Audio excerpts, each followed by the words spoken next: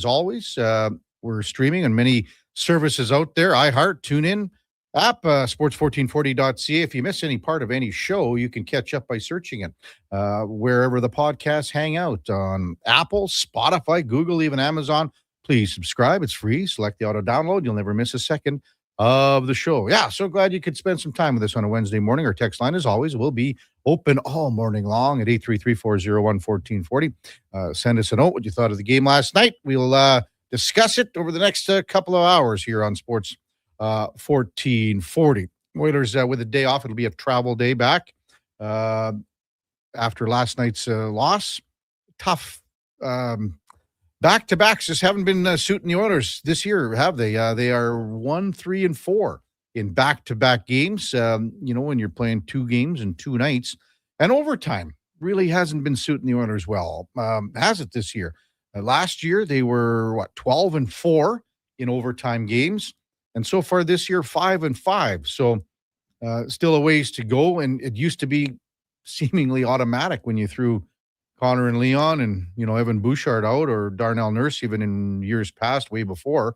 It seemed that it was kind of an automatic thing. And you got to remember that the other team is sending out some pretty good players as well. But the Oilers do pick up 3 out of 4 points.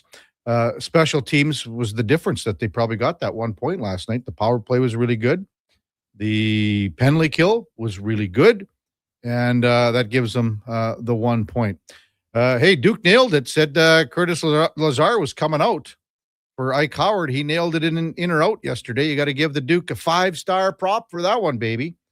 I'm not sure if that's the move I would have done. In fact, I disagreed with it. And by the way that certain players played last night, Curtis Lazar was, I would say, lower on the list than a couple of guys like Mangiapane, who stayed in, coughed the puck up on the first goal. Ike Howard came in, coughed the puck up on the third goal. So Tristan Jarry probably didn't deserve to come out, but because everyone wanted to get a spin on the dad strip, that's what happened. Tristan Jarry made his return and was really good in the third period, was he not? I don't know. A lot of people are wondering about the overtime goal. I look at the overtime goal. He came out and he made the play to start it. He made the play to interfere, impede, whatever you want to call it. But when you think about it, like Connor McDavid, Leon Draisaitl, and Evan Bouchard, they're on the ice too long. And if Leon Draisaitl comes back harder, he probably ties up Brady Shea, who then passes to Roman Josi for the one-timer and the game-winning goal in overtime. But all in all, I think Jarry was really good in the third period, trying to find his way, looked a little out of sorts at times, maybe moving and swimming in the crease a little bit too much at times. That's going to come because you haven't played for, a month. December 18th was his last game. So now the Oilers have 3 goaltenders. What to do? Well, the window for Connor Ingram's waiver exemption will end on Saturday because it'll be a month since he's up. If that comes to fruition, then the Oilers will go with 3 goalies. And you know what? It's not the end of the world to go with 3 goalies for a little while here. Mainly because what are you getting here with Tristan Jarry? And I'm talking about health-wise, because he's been on injured reserve twice, once in Pittsburgh, once here. Were they for the exact same injury? Well, you can't afford to send if you sent Ingram down here before, well, then you're just going to run with Pickard and Jarry. But I don't think it's the end of the world to run with 3 goalies here for a while, just to see if Jarry can maintain health. That's the only thing, because if you're sending down Cal Pickard, he gets picked up, something happens with Jarry. Now what do you got? Then there's a concern a little bit. Text 833-401-1440. We'll get to them as the morning progresses. That point by the Oilers gave them 54. They're tied with Vegas for top spot in the Pacific Division. The Golden Knights do have 3 games in hand. Connor McDavid, now 20 games in a row with a point. 19 goals, 27 assists, 46 points. 20 games in a row. 4th active player to do that. Just the 20th in NHL history to reach that mark. it makes you think when you go back into the glory years and glory days. Well, Connor McDavid is only 31 games behind Wayne Gretzky when he had a 51 game point scoring streak back in 83-84. Leon Draisaitl again, scores at will against the Nashville Predators. Had a goal, 2 assists last night.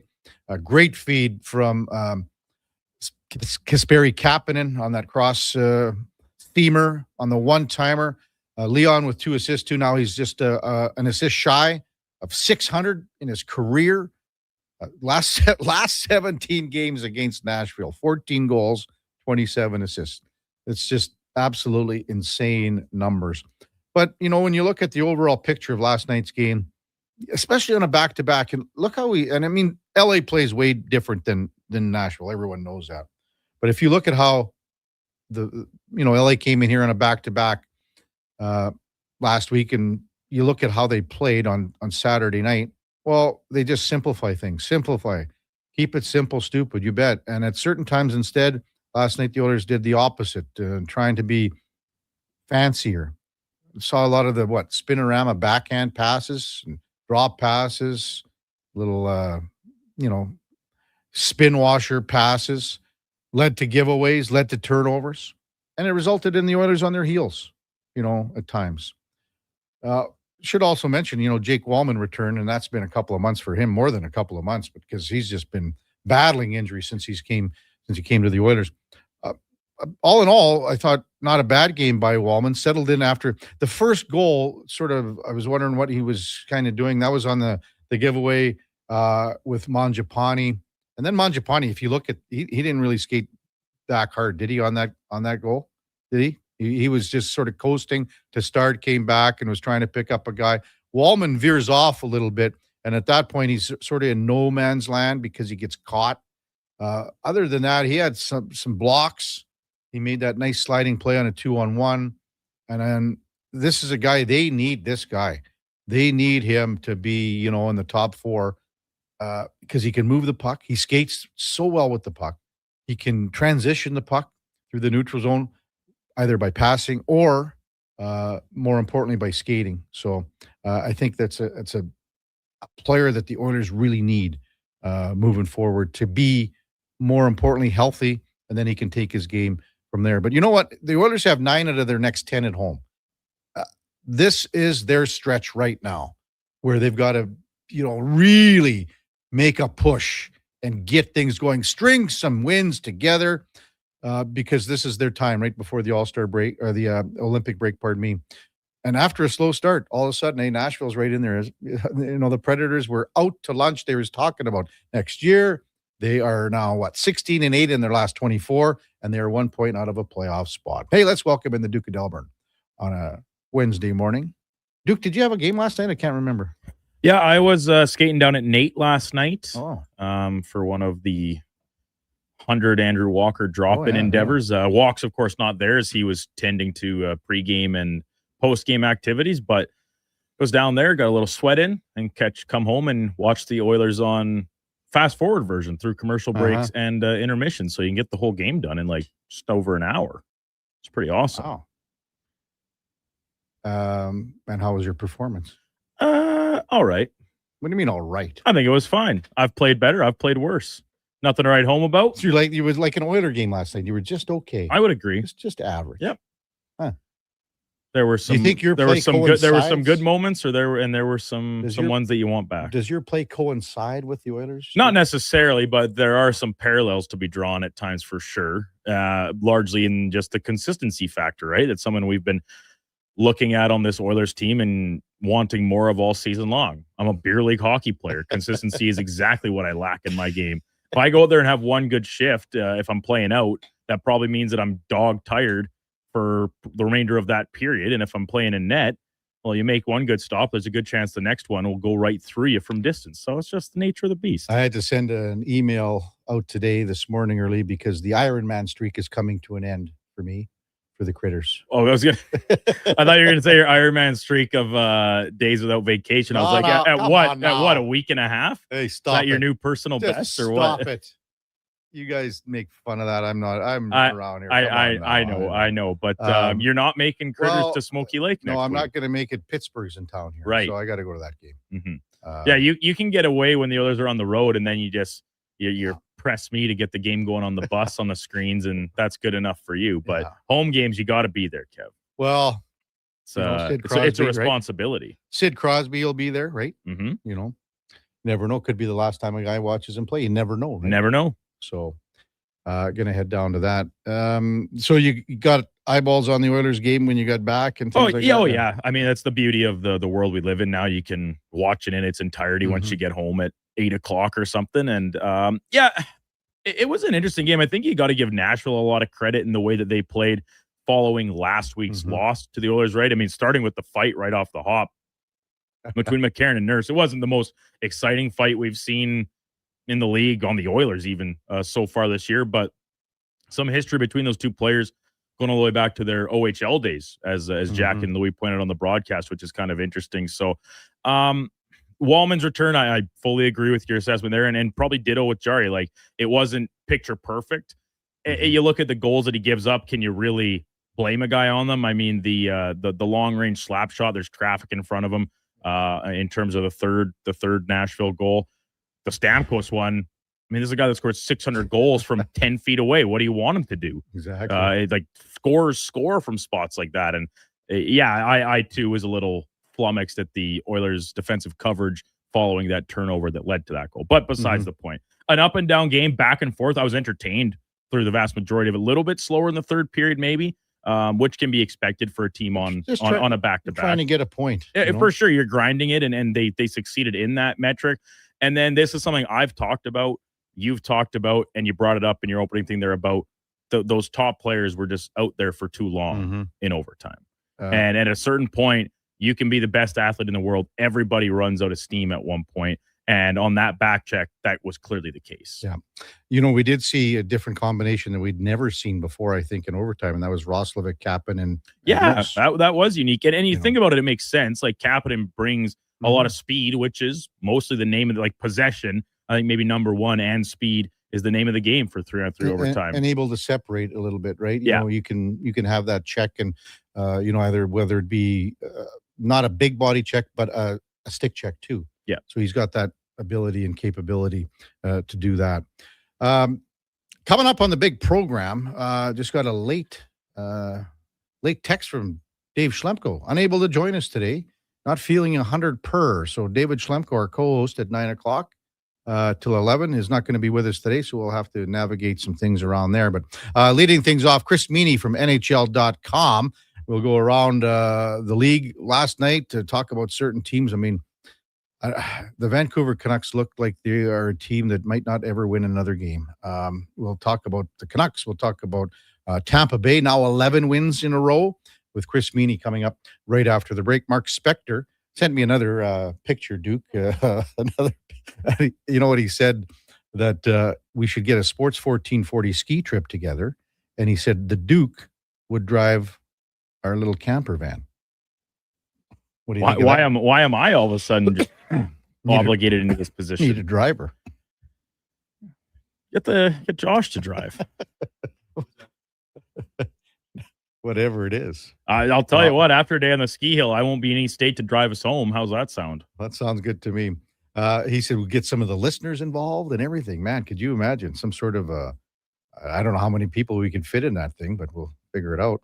Lorianne Munzer will be by at 8:20 today to check in as our regular weekly contributor. We got Nick Kosminer from The Athletic, covers the Denver Broncos. Here we go with divisional game weekend in the NFL.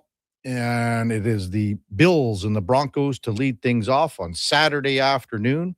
And we'll check in with what could be a hell of a game. Again, Josh Allen, you never want to bet against that guy right now, but the Broncos defense is damn good, and that's going to be a heck of a game for sure. We'll figure things out between 9 and 10:20 as the morning progresses, but we've got Aaron Portzline, the great writer from The Athletic, covers the Columbus Blue Jackets. They win last night in Rick Bowness's debut behind the bench for the Jackets. And we'll also discuss some things, I guess, over the course of the morning regarding Mike Tomlin, who resigned yesterday. The Duke had that sort of in or out yesterday, as well as maybe around Major League Baseball. A little more rumblings happening with Kyle Tucker. Blue Jays still sniffing around, but all the bigwigs are as well when it comes to the Mets and the Dodgers and things like that. Again, text line 833-401-1440. We'll get to them as the morning progresses. When we come back, Chris Meany from NHL.com. It's a Kevin Karius show with the Duke of Delburne. Josh Fenwick on Sports 1440 AM radio. We are streaming on YouTube, X, Facebook, Instagram, and Twitch. Seriously, another door knocker? I really want to go solar, but these high-pressure tactics are exhausting. And their prices are unbelievable. Before we do anything, let's call Great Canadian Solar. There's a better way to go solar. Great Canadian Solar provides honest advice and fair pricing to save you from overpaying. They're easy to deal with and will never put pressure on you to buy. As a trusted local business for over 15 years, Great Canadian Solar will support you in your solar journey. Visit GreatCanadianSolar.com and call today to get started. Made for some rough roads, but it means trails are now packed and ready for action. Don't miss out on riding adventures this winter with a Ski-Doo from Riverside Honda and Ski-Doo.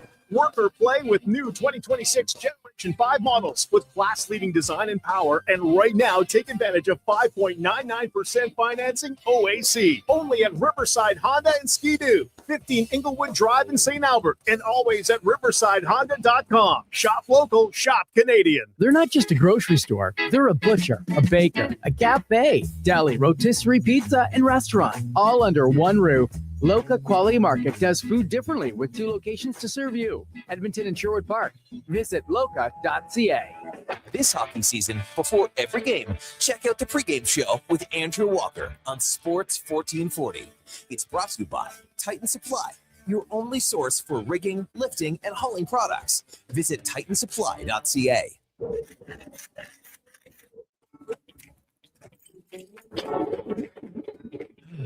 Oh, Canada.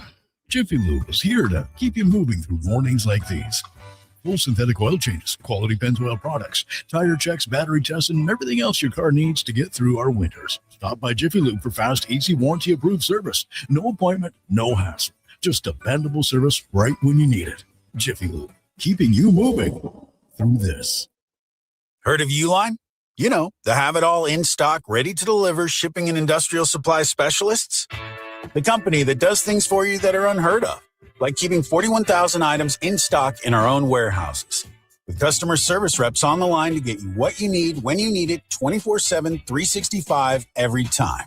Maybe you heard it here first. Want to hear more? Visit uline.ca. ULINE, your shipping and industrial supply specialists.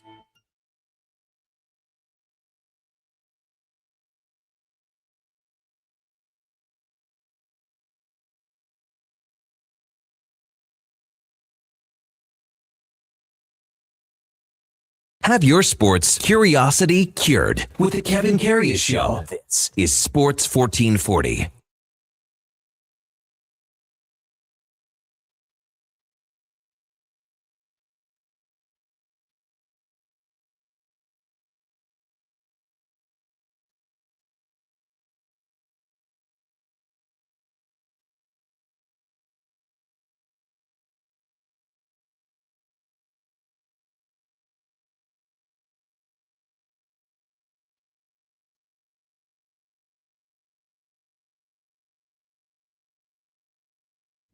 All right, welcome back to the big program, 720 in Edmonton. So glad you're with us on the Kevin Karius Show with the Duke of Delburne. Josh Fenwick here on Sports 1440 AM radio. Once again, you know what? We got fabulous weather, and for the middle of January, it's just such a reprieve.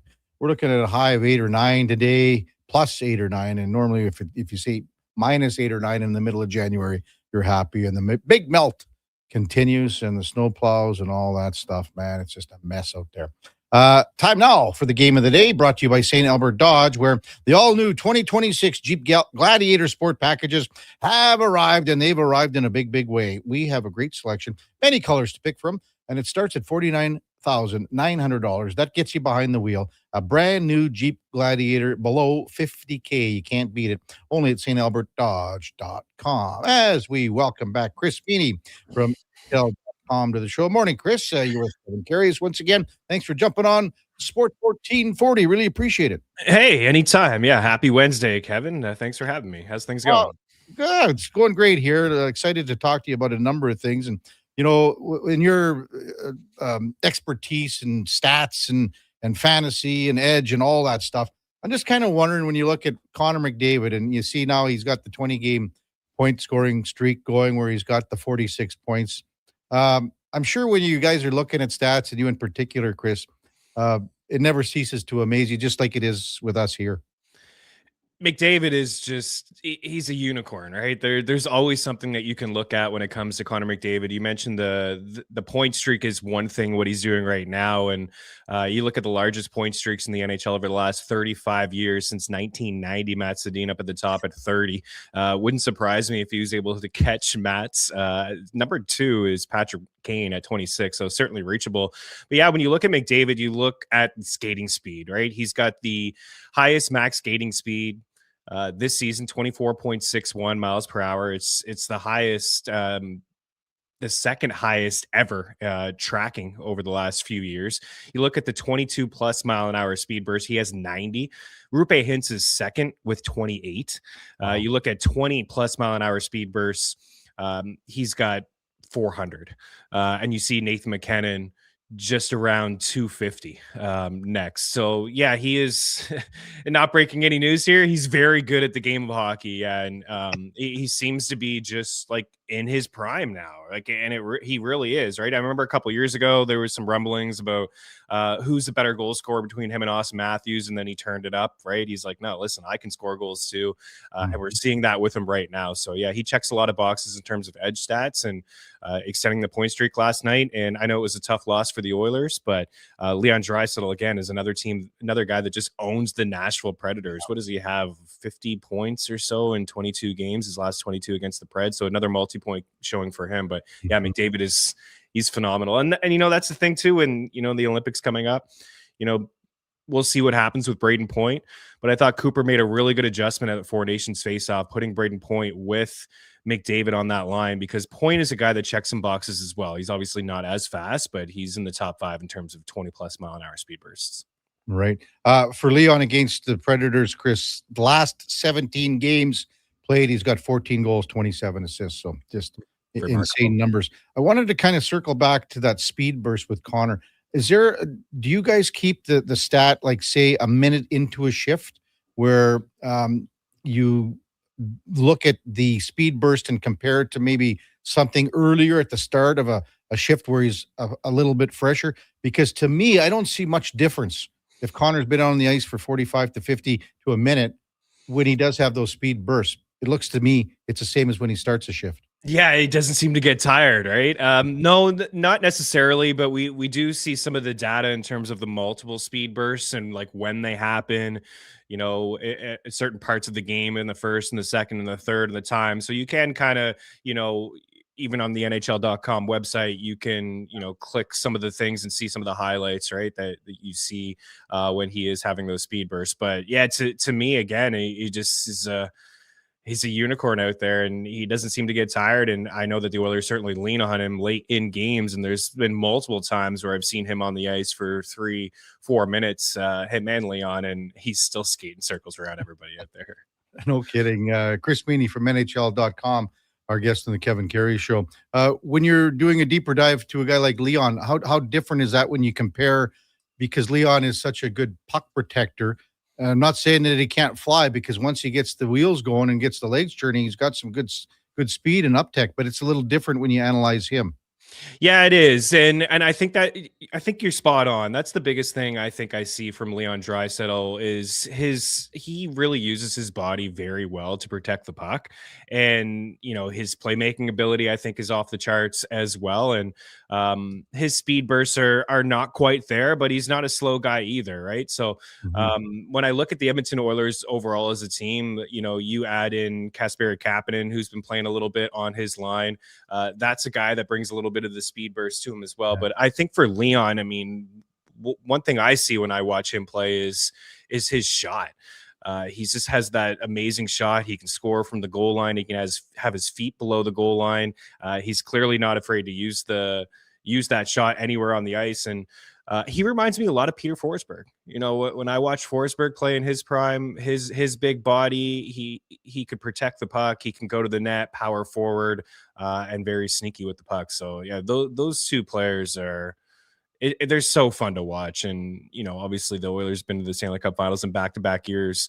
And I remember Leon a few years ago too. He wasn't 100% healthy. Didn't he have the foot injury, the leg injury in the playoffs? And he single-handedly, I think, brought them to maybe the second or the third round and essentially on one foot. So yeah, he's tough as nails. Yeah, he got tangled up. It was an intentionally on purpose sort of a slew foot in a scrum with Mikey Anderson of the Kings. I think that's what you're talking about.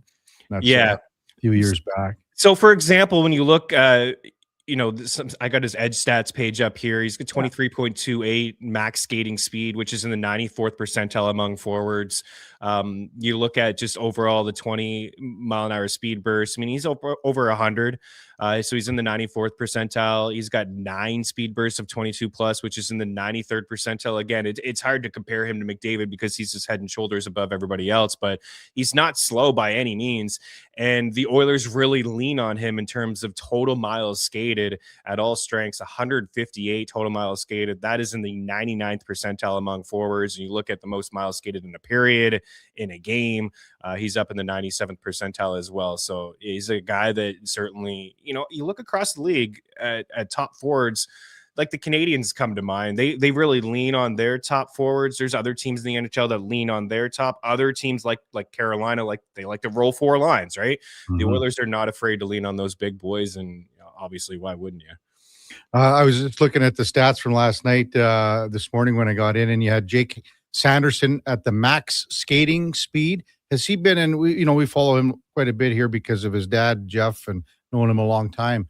Has he been in that upper echelon where he's got 24.37 from last night? Is that kind of where he's been operating at here, Chris? Yeah, absolutely. 24.37. That's the third highest this year max skating speed. So it's the highest among defensemen. And my goodness, he checks some boxes as well. I know we had him in our picks article yesterday, and I don't believe he picked up a point, but he does check a lot of boxes. I mean, the 22 plus mile an hour speed burst, he's ahead of Matthew Schaefer, just the child in New York. But 24 versus 22 for Matthew Schaefer or Sanderson rather. And then you look at the 20 plus mile an hour speed burst. Schaefer has him there 142.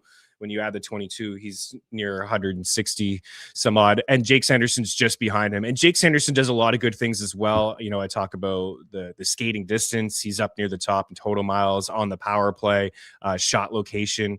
He's a guy that's got a really nice shot as well. Gets to those mid-range areas. He's productive on the power play. Again, I'll go to the Four Nations faceoff. I know he wasn't part of the starting roster, but when Quinn Hughes wasn't there, he was inserted into the lineup. And I think people in the USA brass and other people that weren't able to see a lot of Ottawa Senator games really were able to see what Jake Sanderson does. He's a phenomenal skater. Yeah, really is. Dad was a good one too, wasn't he? Absolutely. Yeah, he certainly was. Yeah. Chris Meany, NHL.com, our guest on the Kevin Karius Show on Sports 1440. I want to focus on a couple of teams here, Chris, in Canada, Toronto and Vancouver for the next little bit. So Toronto, before losing last night in Utah, was 8-0-2, I believe, in the last 10, pushing and now still in a playoff spot. What numbers are you seeing from Edge Stats, et cetera, that correlates the resurgence of the Leafs here in the last 10 games before last night? Well, certainly it starts with Austin Matthews, right? The slow start from Austin Matthews. And I was looking at some of his numbers, and, you know, when you lose a 100-point guy and a special player like Mitch Marner, there's going to be an adjustment period. Of course, his line mates, Matthias Michelli, who had the revenge game last night against Utah, but also playing with Max Domi and Bobby McMahon. Like, there's been a numerous amount of guys that have been on his line, but the speed bursts weren't really there. The shot velocity wasn't really there to start the season compared to years past. It's not like he's the fastest guy in the NHL, but when you lose a little bit of speed bursts, you know, it certainly does show up, and the average shot velocity wasn't there. But, you know, recently he's been going, and that's going to be a big thing for the Leafs. Of course, not breaking into news here, but they need their superstar forward who averages nearly 50 goals over the past few years to be scoring goals, and he's back up near that pace now. And William Nylander was in and out of the lineup as well. Chris Tanev hasn't played a lot of hockey for them. He's been their shutdown defenseman over the past year or so. So missing some of those guys, I know Brandon Carlo back in their lineup has certainly helped them. Anthony Stolarz wasn't playing great to start the season. It wasn't on him. He hasn't played in quite some time. Joseph Wall came in there. Hildeby gave them some really good starts. So I'm just seeing a more complete game from Toronto. They still are among the leaders in giving up, some high danger shots and, shot attempts, and they've given up a lot of rubber, but the power play needs to be better. That's something that really just hasn't, with all those good players, it's something that hasn't been great over the past few years. But yeah, this team is playing much better right now. Like you said, they're in a playoff spot, and they haven't gained a lot of ground on some of those teams in the Atlantic because Tampa Bay is rolling, the Red Wings, the Canadiens, the Boston Bruins are playing good hockey lately as well. The Florida Panthers are going to get Matthew Tkachuk back soon. So it's going to be a battle, in the Atlantic. I could see 5 teams make the playoffs in the Eastern Conference. So ultimately I'm just seeing Matthews going, Nylander's back in the lineup, and they're getting some contributions, from the bottom 6, and Bobby McMahon has been good of late as well. What is, like, we always talk about Bobby McMahon here, Chris, because he's, a former Bonnyville Pontiac close by, and just because of how his journey, I guess, too. He's one of those guys that he might fly under the radar with some people, but I think with a lot of people that really follow the game closely, he doesn't. No, he doesn't. And, in fantasy, he's a good little player, right? Especially in the props market, because he's usually plus money for a point. And if you follow the lines, you see him, he's playing with Austin Matthews. And that's what he was doing, until recently. He was playing with Austin Matthews and he was chipping in here and there. He's not afraid to shoot the puck. He's the least fastest player, I do believe. Again, he's got the 24.25 max skating speed this year, which is in the 99th percentile, top 10 among forwards. And, I'm looking at his hardest shot right now at 89. So he's in the 84th percentile. And this is a guy that I remember doing the Leafs preview at the start of the season. There weren't a lot of speedy forwards on the Leafs. I mean, William Nylander is a guy that can skate, and again, Matthews is not slow by any means. But when you look at a guy like Bobby McMahon, you see 97th percentile and 22 plus mile an hour speed burst. He's in the 98th percentile and 20 plus. So this is a guy that can really skate. You can move him up and down the lineup. You can fill in on the second power play if there's an injury. You can really put him on that first power play as well because of his shot.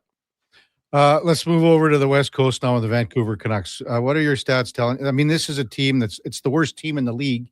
They've lost 5 in a row. Yeah. They've got 37 points. They're 4 back of Winnipeg now. All of a sudden, bit of a resurgence for the Jets, who I think are still going to come on, and I think they might make a playoff spot. I think they will get to the playoffs actually in Winnipeg. But Vancouver, is there anyone that's going there when you look at your stats?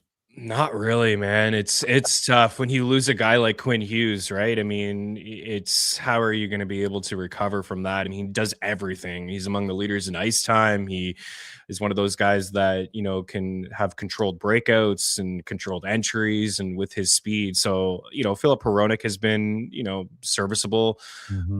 Certainly from a fantasy hockey standpoint, a little bit sneaky on the back end if you need somebody there. He's logging a lot of minutes. And I know Zeke William was a healthy scratch the other night in Montreal. I'd like to see him get a little bit more ice time. I mean, he's just a child. He's going to be a good player in the league. I did like that return. Marco Rossi has been hurt. It's another guy that they got in the return. So, those two players not really doing a whole lot for you. Elias Pettersson, when he plays, he's great. The one guy that actually has had a sneaky good season, the last time I checked, I don't know the numbers offhand, was Jake DeBrusk was first in the NHL in high danger shots. And I know he was a healthy scratch at some point this season as well. So, he's been good. He's been shooting the puck. He's getting to those areas. Connor Garland is back in the lineup. He's, a serviceable top 6 player as well. But there's really not a whole lot, in Vancouver. It's been a rough year. I know I don't know. Are they rebuilding? Or they signed Brock Besser in the offseason. They extended him. That was kind of a surprise to bring in Evander Kane. So it seemed like they wanted to be competitive this year. Unfortunately, it's not happening. They're not getting the goaltending. Thatcher Demko is hurt again. I don't expect them to make the playoffs. I think they will be in the conversation for, the top pick in the lottery. And I agree with you. I think if there's one Canadian team with the Flames struggling and most likely selling off some pieces here at the deadline, it's the Winnipeg Jets, that team that could make that run. Last year, they were the best team in the NHL. Their power play was great. They got contributions from other players, which are not really getting in Winnipeg right now. It's kind of essentially been a one-line team with Scheifele, Connor, and Velarde. I know they've mixed up some of their lines, put Velarde on the second line, put Alex Iafallo up there to kind of get, some balance up and down their lineup. But when you have a guy like Connor Hellebuck coming off MVP and Vezina, back-to-back Vezinas, he could go on a run. That wouldn't surprise any of us, right, Kevin? So he could go on a run and the Jets could maybe, sneak into the playoffs. But yeah, Vancouver, it's not good right now. There's not a lot of positive things to say. Well, you mentioned Jake DeBrusk there, Chris. I'll give you a second to punch him up there because, you're right. He did sit out that game, and we follow him a lot here because he's a local guy, and, we know Louis quite well. Obviously, 12 goals so far this year. I think he's getting a lot of chances, but I think his finish would be where he needs to pick things up. What do the stats tell you there? Yeah, 78 high danger shots, which is the most in the NHL, 4 ahead of Connor McDavid. So yeah, he is shooting the puck. I mean, he's got the 12 goals. He's in the 98th percentile in max skating speed. He's in the 84th percentile in total skating distance. So he is getting leaned on a little bit. He's a guy that I really liked in Boston, and I thought, a couple years ago when the Bruins, they lost a few players. Of course, Marchand and Bergeron retired. They, I think Krejci too. They all of a sudden, like 3 or 4 guys that were inside their top 6 were just gone. But for Jake DeBrusk, he is a guy that is not afraid to shoot the puck. He's had some really nice seasons this year scoring. And yeah, I look at the 78 high danger shots and I see 11 high danger goals, which is in the 95th percentile as well. So 11 of his 12 goals this season have come in those those high key areas where a majority of the NHL goals are scored. So he's getting to those areas, and he's got a low shooting percentage on the mid range area where the league average is like 11%. He's up at 4.8%. So maybe the things will get going for him in that area. But hey, man, like when you're right there with McDavid and some of the best in the NHL in terms of high danger shots, you look at the other guys in the top 10: Thomas Hertl, Jake Gensel, Jason Robertson, Wyatt Johnson. Josh Doan has had a sneaky, really good season for the Buffalo Sabres. John Tavares, Anders Lee, and Arturi Lehkonen, who's, I think, one of the better two-way players in the NHL. I really do believe he's underrated, and he always gets a chance to play with McKinnon, which helps. But that's good company for Jake DeBrusk. Yeah, I've seen a lot of his games, watching the late ones with Vancouver. He's had so many chances. He's been robbed so many times by goaltenders. And you just think if a couple of those, like a bounce or two, and just, a goalie doesn't rob you, all of a sudden he's got 18, 19, 20 goals. And we're not talking about him being a healthy scratch or whatever. Chris Meany, NHL.com with us. One last one for you. I know you guys always do, a player to watch for fantasy or something like in that sense, on a daily basis pretty well. Have you got anything cooking you think here? It's a lighter night in the NHL for sure, too. Yeah, I've been on Matty Beniers lately in the Seattle Kraken. I know they had a soft part of their schedule. I see, San Jose a win, Anaheim a win, into LA. Philadelphia's had a great season. They had a win. Then they lost to the Canucks 3-2 of all the teams we're talking about here. Then they went on a winning streak again, beat Nashville, beat the Canucks, beat Calgary, beat Boston. So that was probably the lighter part of their schedule. But hey, they won those hockey games. You play who you play. Tough 2 losses against Minnesota and Carolina, but those were 3-2 losses. Then in MSG the other night on Monday, they were down 2-0, came back and won 4-2 in that game. So the Devils have been a little bit of a mess. There's a lot of things going on in New Jersey. Some trade reports with Dougie Hamilton, and they were in on Quinn Hughes. It didn't work out.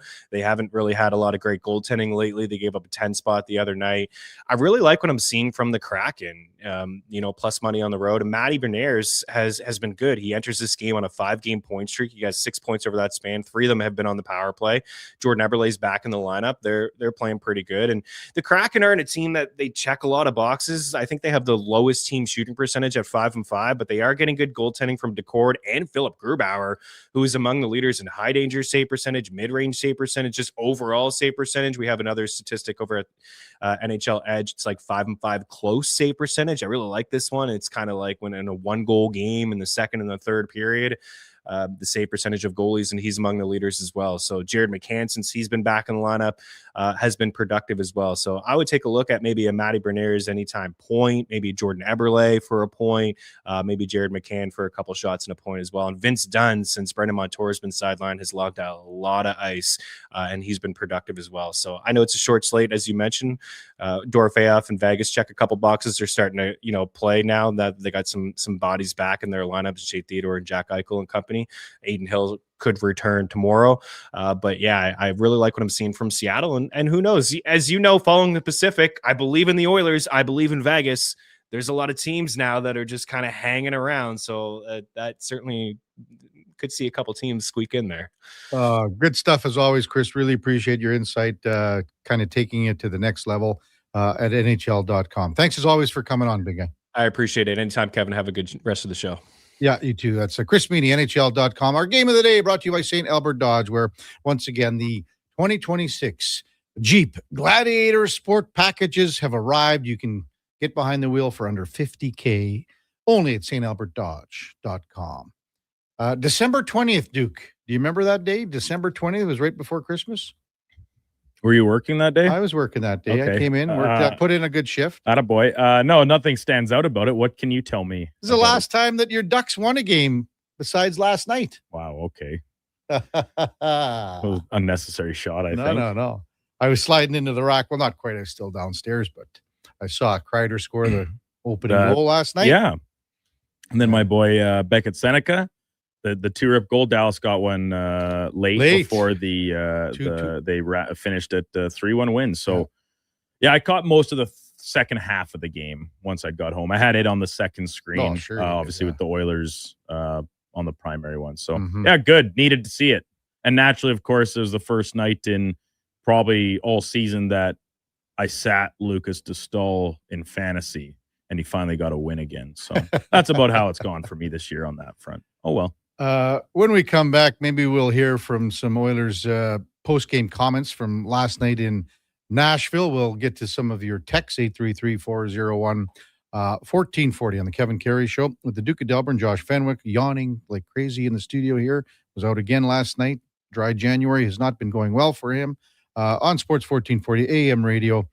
We're streaming on YouTube, X, Facebook, Instagram, and Twitch. Come for Canada's largest trade shows, the biggest names in entertainment, exhilarating sporting events, and more. And stay for the experience at the Edmonton Expo Centre. Looking for the perfect place to host your next big event? From trade shows to galas, meetings, and concerts, the Edmonton Expo Centre has the space, event expertise, and service to make your next event unforgettable. With over 522,000 square feet of flexible event space, in-house catering, and operational expertise, they bring your biggest vision to life. Learn more at EdmontonExpoCenter.com today. Hey, Edmonton, did you know a local Play Alberta winner scored over $500,000 on Mega Jackpots Ocean Bells? Think about the season tickets you could lock down with that kind of cash. From major casino winners every hour to jackpots worth millions and hundreds of popular games to money that stays in the province, there's never been a better time to sign up for Play Alberta. Download the app today to get started with casino, sports, and lottery all in one app. Must be 18 plus to play. When you gamble, use your game sense. Remember 2025? That's so last year. But seriously, St. Albert Dodge needs to clear some 2025 models off the lot to make room for new inventory. So they're having a huge clear out of all the remaining new 2025 Jeep Wrangler Saharas. The Sahara package is the best seller, so they have a great selection to choose from and priced from as low as $59.9. I don't have to tell you, these are going to go fast. So get there before they are gone. Just head up the trail and see how easy it is to do business at St. Albert Dodge. Vinny and Don in Hockey are dedicated to skill development for all hockey players. If you know a student athlete interested in growing as a person and a player, register for a free shadow day. Beginner or experienced, this program develops a student athlete skill in a supportive environment. It's a great opportunity for prospective student athletes entering grades 3 through 12 to see what Vinny and Donnan have to offer. Visit vinnyridge.epsb.ca or donnan.epsb.ca for more info and to sign up. This hockey season, before every game, check out the pregame show with Andrew Walker on Sports 1440. It's brought to you by Titan Supply, your only source for rigging, lifting, and hauling products. Visit titansupply.ca. Across rural Alberta, volunteers and community groups work hard to make life better for their neighbors, creating new playgrounds, better rinks, and gathering places that bring us together. Vision Credit Union is proud to lend these local heroes a helping hand. Apply today for a Helping Hand grant up to $10,000 to support your community's next big idea. Let's make great things happen together. Applications are open until January 31st, 2026. Learn more at whatsyourshare.ca. Diablo Boots sells only Canadian-made work and biker boots made by Canada West. No American or boots made in China, so no tariffs. All of Diablo's boots have replaceable soles and heels for longer life. Sizes 6 to 14 Triple E. Buy quality, buy Canadian. And support Canada West and Diablo, the two best names in the boot business. So save on boots by Save On Foods. That's Diablo Boots, 3340 Gateway Boulevard on the east side of Save On Foods. Buy Canadian. They're terrific. A veteran of the Edmonton sports scene for over 3 decades, the Kevin Karius Show, powered by Sports Select. Bet on the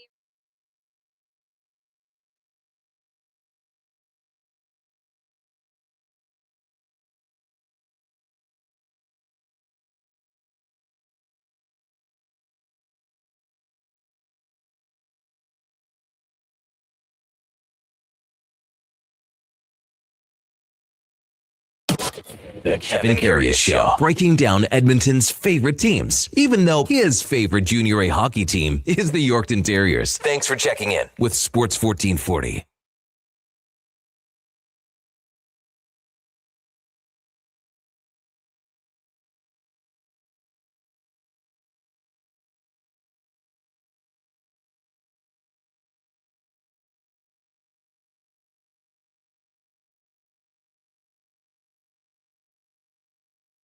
All right, welcome back to the big program. 747 in Edmonton. Kevin Karius, Duke of Delburne with you.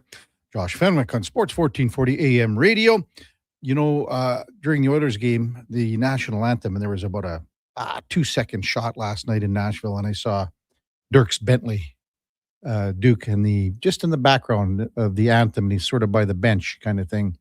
And I thought, hey, that's Dierks Bentley.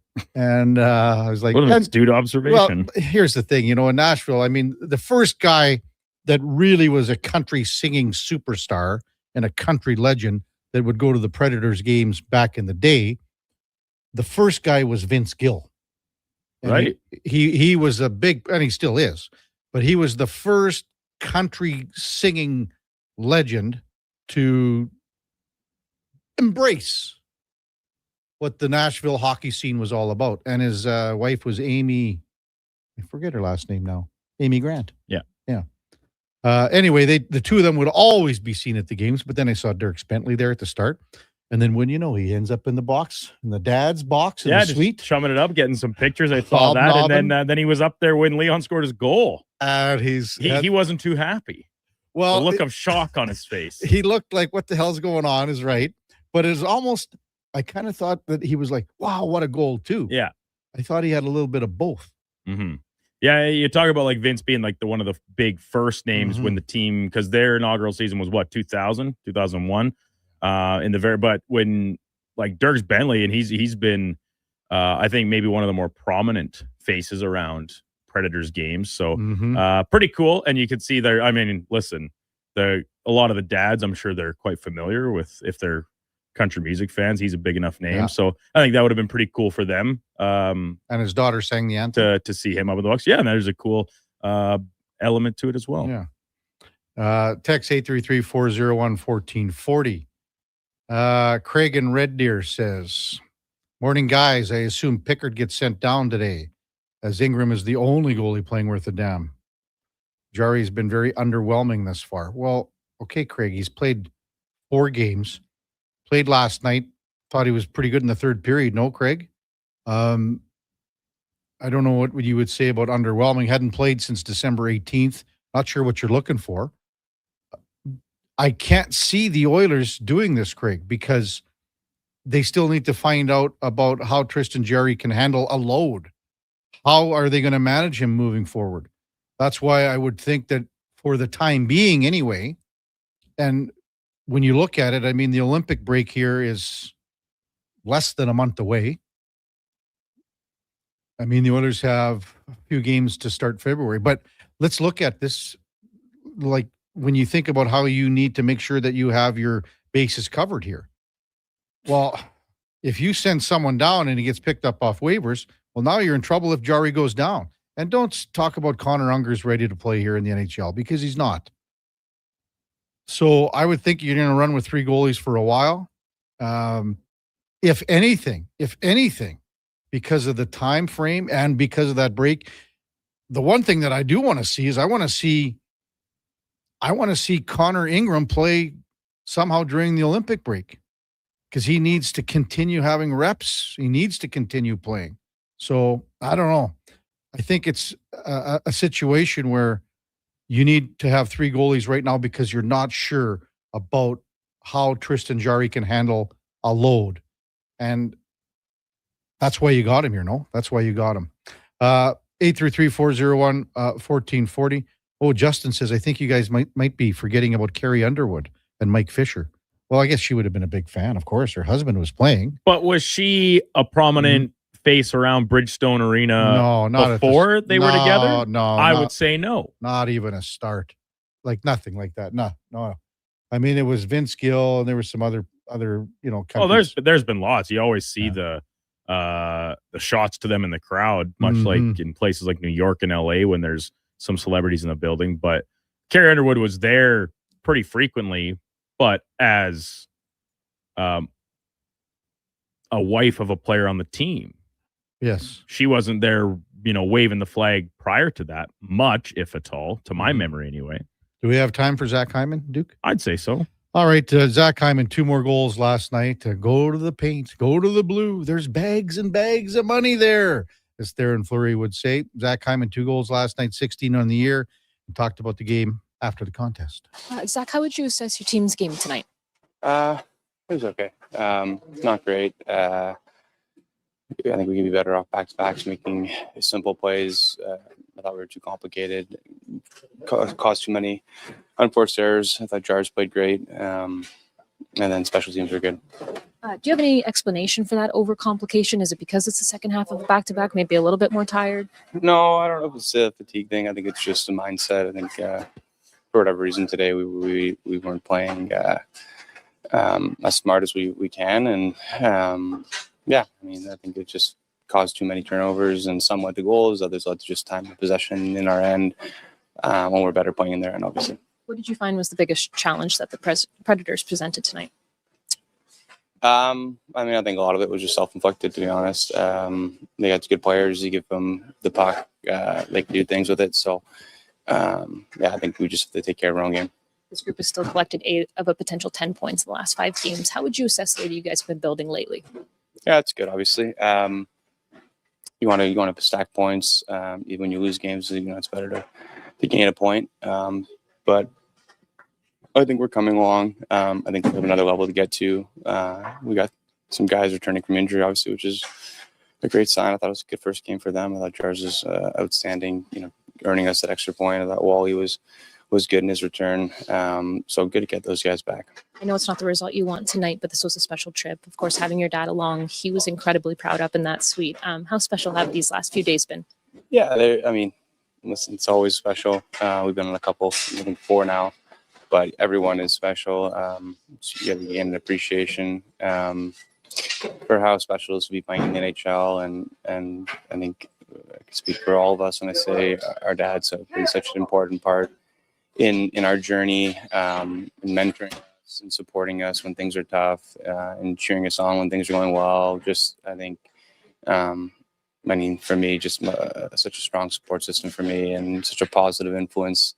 And I'm sure you guys can see we have a lot of similarities. I get a lot of who I am from him, and very lucky to have him as my dad. That's Zach Hyman last night following the Oilers' 4-3 loss in overtime in Nashville. 2 more goals to go to 16 on the season. Hey, just a traffic update from Skippy. Massive delays in all lanes southbound on the East Anthony Henday at Y Road, backed up well past the Yellowhead. So your listeners need to be prepared for big delays. Thank you, Skippy. Coming up at the top of the hour, we got Franz Klammer. No, I mean Mark Spector from Rogers Sportsnet. He will check in, as will Lorianne Munzer in the 8 o'clock hour. Before that, time now for a Sports 1440 update brought to you by AWS Welding Supplies in Nisku. Product sales, servicing, calibrating, free same-day delivery of in-stock items to Leduc, Nisku, and South Edmonton. Your one-stop shop for all things welding. AWSwelding.ca. Here is the Duke. This is a Sports 1440 update.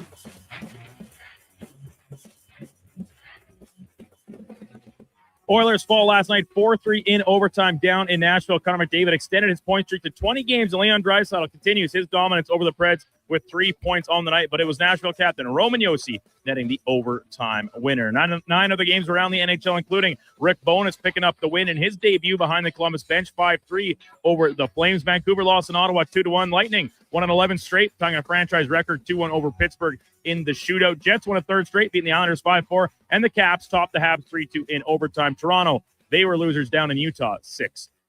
St. Louis Blues extended defenseman Logan Mailloux with a 1-year deal at a cap of $850,000. Mailloux in his first season with the Blues has 2 points in 31 games on the year.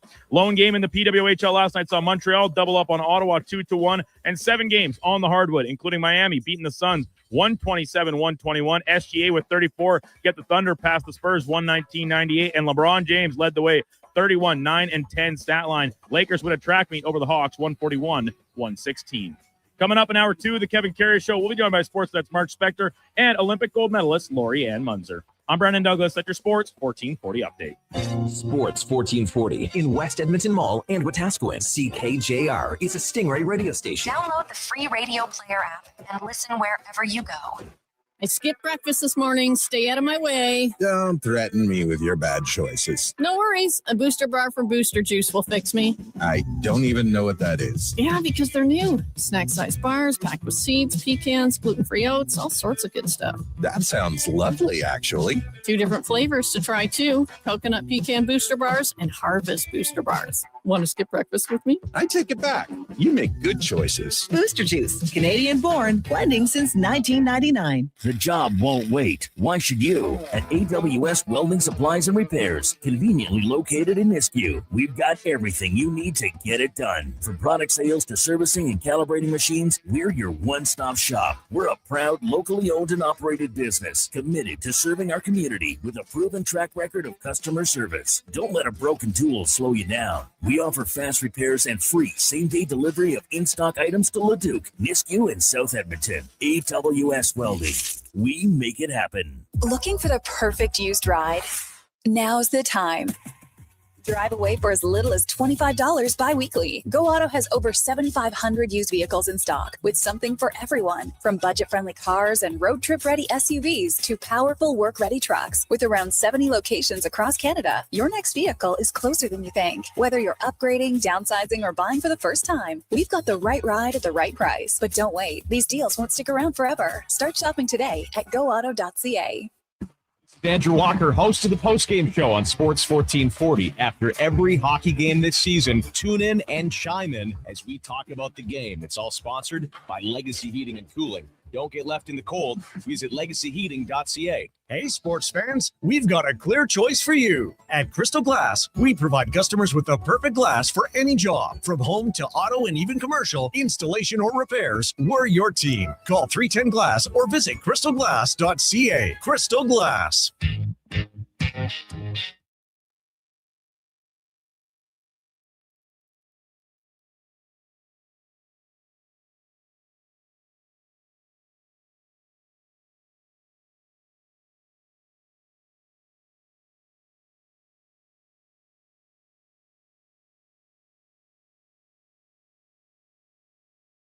Just in time for the morning skate.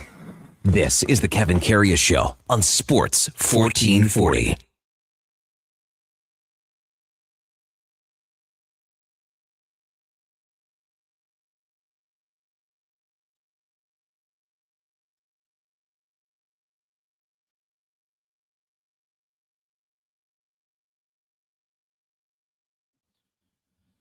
All right, welcome back to the big program. 8 o'clock in Edmonton on a Wednesday in the City of Champions. Again, fabulous weather here in Edmonton right through the weekend. And you can take a chunk out of that in the middle of January. It just eats up the winter, does it not? Time now for On the Mark, brought to you by Northgate Chevrolet, Buick, GMC. Mike and the crew would sure like to thank you for all of the support in 2025. And hey, it's a happy new year for sure. Together, we fed almost 500 families, and we're going to do it again. Thank you from Northgate Chevrolet Buick GMC as we welcome in Mark Spector from Rogers Sportsnet. Good morning, Spec. Where are you? Where are you now? I just woke up in Jasper. I'll be driving home today. Yeah, I know you put these fancy backgrounds in the back. And yeah, nice, eh? Yeah, beautiful. It reminds me of, Spec, to be honest with you, about, it's 4 years ago, 5 maybe. Sean Brown was in Banff, and I had to interview him when I was at Global. And it was right during, I think it was all through the COVID, and it was all Zoom and all that. So he had the beautiful background of the mountains all set up on his iPad. The producer gets to him in his ear and said, it's too shiny. You got to change the background. So he turns it around in his beautiful room in Jasper in Banff, and it's the bed, unmade, towels everywhere, house coats. His wife, Wendy's, running to the bathroom because she's so embarrassed. And I'm like, and Brownie's, and his phone absolutely lit up about how many. Come on, Brownie, clean the room up a little bit. Oh, is it good? That's not dissimilar to what we're doing here, Kevin. You look good there, though, big guy. You look good. Oh, yeah. Yeah. Any of hockey- those? What's Huh? that? Fun hockey game last night. Yeah, I mean, the Oilers are 1-3-4 in back-to-backs this year. They're in overtime. Their record last year was great, 12-4. This year, just 5-5. So I don't know. Let's go with the overtime period. What did you think of the overtime period? Employment, the Jarry goal, last goal, how he played it, things like that. I listen. When you're a goalie, if you're gonna leave your pipes and go after that puck, there's only two outcomes. Either it's a good play and you clear the puck, or it's a bad play and they score. I never blame a goalie. I never blame Mike Smith or got on Mike Smith for making a mistake out of trying to make a play. I'm not gonna get on Jarry. He was right there. He could have made that play. He didn't make the play, but whatever. Stuff happens. I think he did make the play to an extent. What did it hit? Did it hit the oncoming predator? And it hits Shea a little bit, but then you look at it. I mean, the Oilers are so gassed because McDavid, Leon, and Bouchard have been out there forever. Leon could come back harder, and he could tie up Shea better. Yeah, listen, do they overplay those guys in overtime? Yes. You bet they do. Do those guys stay out way too long? The other guys are changing up like crazy, and McDavid and Draisaitl aren't changing up. Yeah. So, yeah, for sure. I don't put that on the coach as much as I put that in the players. Those players, when they've just been given such a long leash in overtime for so long. I don't think any coach is coming in and saying, okay, we're changing this up. You're playing way less. I mean, I guess you could, but that's on Draisaitl and McDavid for sure. Staying out too long. And I think right before that, Roslovic, Kapanen, and Nurse were out. We had never seen that deployment before either. That's okay. I mean, that's fine to put some different guys out, reward guys who have played well. But listen, I mean, did they play great? No. Are you eventually going to lose to Nashville? Come on. They've lost 2 out of 20 games to Nashville here. So eventually the sun shines on every dog's rear end at some point, right? It's an overtime game. It could have gone either way. It's lots of chances, whatever. I mean, you didn't get both points, so we're going to cry all day about it. They got 3 out of 4 and a back-to-back on the road. That's considered excellent. And if you get 3 out of 4 every time you play a back-to-back on the road, you're going to be a hell of a team. Well, if you keep on that model, you got 120 points, do you not? Well, I guess. So there you go. So, like this thing about them not winning 3 in a row, I get it. Like it speaks to their consistency. But the way I'm looking at it, in their last, 4 games, they've got 6 points out of 8. Mm-hmm. So that's 750 hockey. You might not like the loser point, but it's part of what we do here. So tell me you're playing 750 hockey, and I'll tell you got a pretty good team. Hey, the Duke called it yesterday, Spec, saying that, with Ike Howard going in, he felt that Curtis Lazar was coming out. I disagreed. I didn't think it was the right move yesterday morning. So, the 2 players that were, kind of the bubble guys are Mangiapane and Howard. Those 2 guys had giveaways on the first and third goals. So yeah, I mean, I think they're trying to listen. They're doing their best to give Mangiapane some traction here. Find something for this guy. If for no other reason than another general manager might trade for him. You devalue the player when you put him in the press box every single night or every second night or whatever. So I get it. Lazar signed here as a guy that we all thought was only going to play 40 games. Mm-hmm. So that's listen, he's a pro. He's good at coming out of the press box. He doesn't bitch when he goes into the press box. I got no problem with it. I mean, he's been playing well. I like his game. I like Lazar's game, but he's not an 82 game guy for you here. He doesn't have to be. What do you think of Jake Wallman last night, Spec? It was okay. So, same with Jarry was okay. Both guys hadn't played in a long time. Wallman even longer. So he didn't stand out in a negative way. And I think when you're coming off of that long on the shelf when you're a defenseman, that's really all I'm looking for. Just don't be the guy that's -3. I don't know what he went in the game, but I think he was just -1. Yeah. Yeah. I didn't notice him to a great extent. Yeah. Did you? The first goal, I was confused of how he played the first goal because Stastny came back hard on the back check. And then, Stamkos is by himself. And Wallman veered off a little bit, and now he's in no man's land, and he's thinking, okay, Stamkos going to pass? Well, you got 600 goals, you're not going to pass. So, well, then he blows a clean shot past Jarry, and you know what? Jarry probably makes that save 2-3 games from now when he's got his legs under him. Yeah. Hey, what did you think of the scrap right off the bat, Nurse and McCarron? Right off, they've got a history. This is their third one. You could talk about Nurse and this and that, but I look at it. Okay, Wallman's just coming back. You don't know what you're going to get with him, and now you're taking a defenseman out against a fourth line center. That's not. I didn't like the trade off. How's that so? No, I don't. You can't like the trade off because McCarron's one of those few guys in the league that doesn't play much. But I'm not saying he's just a heavyweight sitting at the end of the bench, but he's as close to that as you'll find in 2026, right? Yeah, he's not an integral part of Nashville's game plan here. So yes, you're taking off a 23-minute defenseman for that guy. So that's not great. Hey, Darnell Nurse been around a long time. He's a veteran on this team. He does a lot of the dirty work, and all those things. If he decides that's something that has to happen, I defer to Darnell Nurse. We don't know what's really going on. We don't know, I don't think he's just fighting McCarron because he likes fighting McCarron. Like, that can't be a lot of fun. I don't know what their history is, and I don't know why they're fighting off the draw, but I'm not. They fought a couple years ago, Spec. They also fought several years ago when McCarron was in Montreal, I think, as a rookie. And that's 8 or 9 years ago. Okay. And maybe it goes back to junior, too. I'd have to check the junior angle, too. I think someone mentioned that last night, but I don't know. Just don't like each other, I guess. Well, maybe they just don't like each other. Yeah. Well, he played for the London Knights and the Oshawa Generals in 13, 14, 14, 15. Yeah. So does that jive with Darnell Nurse being in the league? Darnell was in the Sioux. Darnell was in the Sioux at the exact same time. So, I let's say it goes all the way back to junior. Maybe they're fighting back then too. Who knows? I don't listen. I don't mind I'd scrap in a game. So I'm not coming on here and telling you one day that I like a scrap and the next day that Darnell Nurse should never drop his gloves. What the hell?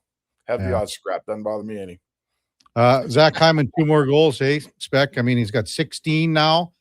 Do you think, and I mean, Braden Point goes down in Tampa, and they say it's week to week, and that John Cooper wants Point there, and Point did have some chemistry at Four Nations with Connor McDavid last year at times. But I mean, man, the way that Zach Hyman's going here, maybe he should be considered. He should be considered here. Well, I just think that the way Zach Hyman scores goals translates to every line on every team. He scores them the way he scored them last night. He gets position in front of the net and he puts, pucks in that are lying around, and there's pucks lying around, on lines 1 through 4 on every team. You just need the right guy there to finish the job. So I would say to you, I listen, Zach Hyman can play on my Olympic team every day. And he doesn't have to go there and play with Connor McDavid. He can go there and play with anybody, and that the puck is still going to get to the net, and you're still going to need some guy who can battle and position himself and out-battle a good defenseman and win it and get it in. So I think the fallacy is if he goes, he's got to be Connor's right winger. No, he doesn't. Play on any line. And if he wants to play in the power play, he can play in the power play. And if he doesn't, he doesn't. So, there's a lot of good players on that team. There's not many of them that score goals the way Zach Hyman scores them. Mm-hmm. Mark Spector, Rogers Sports, with us on the Kevin Carey Show on Sports 1440. So the Oilers are in, I don't call it a pickle with the 3 goaltenders right now. And maybe it's better to go with 3 for the time being. And I think that's probably the way because of Jarry. Who knows what you're going to get with him health-wise. So how do you navigate this next little bit here, Spec? We only got 4 days, and today's one of them, before Ingram's going to need waivers. Like, I don't pretend to understand the depth of this whole thing. It seems like it changes every day. I just watch Hart Levine on Puckpedia. He knows what's going on. And he says there's 4 days for Ingram here until he requires waivers to go down to Bakersfield. So what's 4 days? Tonight, today's Wednesday, Thursday, Friday, Saturday. I mean, Saturday you're playing Vancouver. So you really got 1 game to figure this out. Probably give Jarry the Islanders. Or maybe you give Ingram the Islanders. I don't know what you do. But I something think has to happen by the weekend, Kev. You got to make a decision, don't you? I don't think you do right now, Spec, only because the Olympic break's coming. And if the Olympic break, if there was no Olympics this year, then I would say you got to make a call and you want to go with 2. I think for 2 to 3 weeks here, Spec, you can go with 3 and not have it being an issue, because I don't know if you can afford. And again, we've seen Jarry. The reason why I'm saying this, I don't know if you can afford sending one down and have the potential of losing him after this, after Saturday. Because don't you think you got to wonder, can Jarry go for an extended period of time here and carry the load? Well, I mean, so let's break this down. You're not going to lose Ingram. Okay. You're not sending Ingram down on waivers, or you're going to lose him for sure. So that's never happening. The guy we're talking about is Calvin Pickard. Can you afford to wait 5 days on Ingram? And now you're looking at sending Pickard down and maybe losing him or keeping him around. But the point is, after Saturday, someone's got to go on waivers to go down. So not unless you keep 3. Well, then you're keeping 3 the rest of the season. Is that what you're doing? No. Just figuring out. You're going to figure it out until you get back after Okay, Milan. well, then you get back and you got to waive Pickard. Well, at that point, at least you know that Jarry's been able to go for an extended period of time here. You know what I mean? I'm just worried. Like, what if Jarry comes up lame again here? He's gone on the IR twice this year, Spec, with relatively the same injury. Well, then you call Ingram back up. I get it, but that means you're sending him down in the next 3 days. Yep. That's probably what I do. My point would be this. Listen, make no mistake. Ingram is at least he's your second goalie. Easily. He's number 2 right now. Might be your first, depending on how well he keeps playing and what happens with Jarry.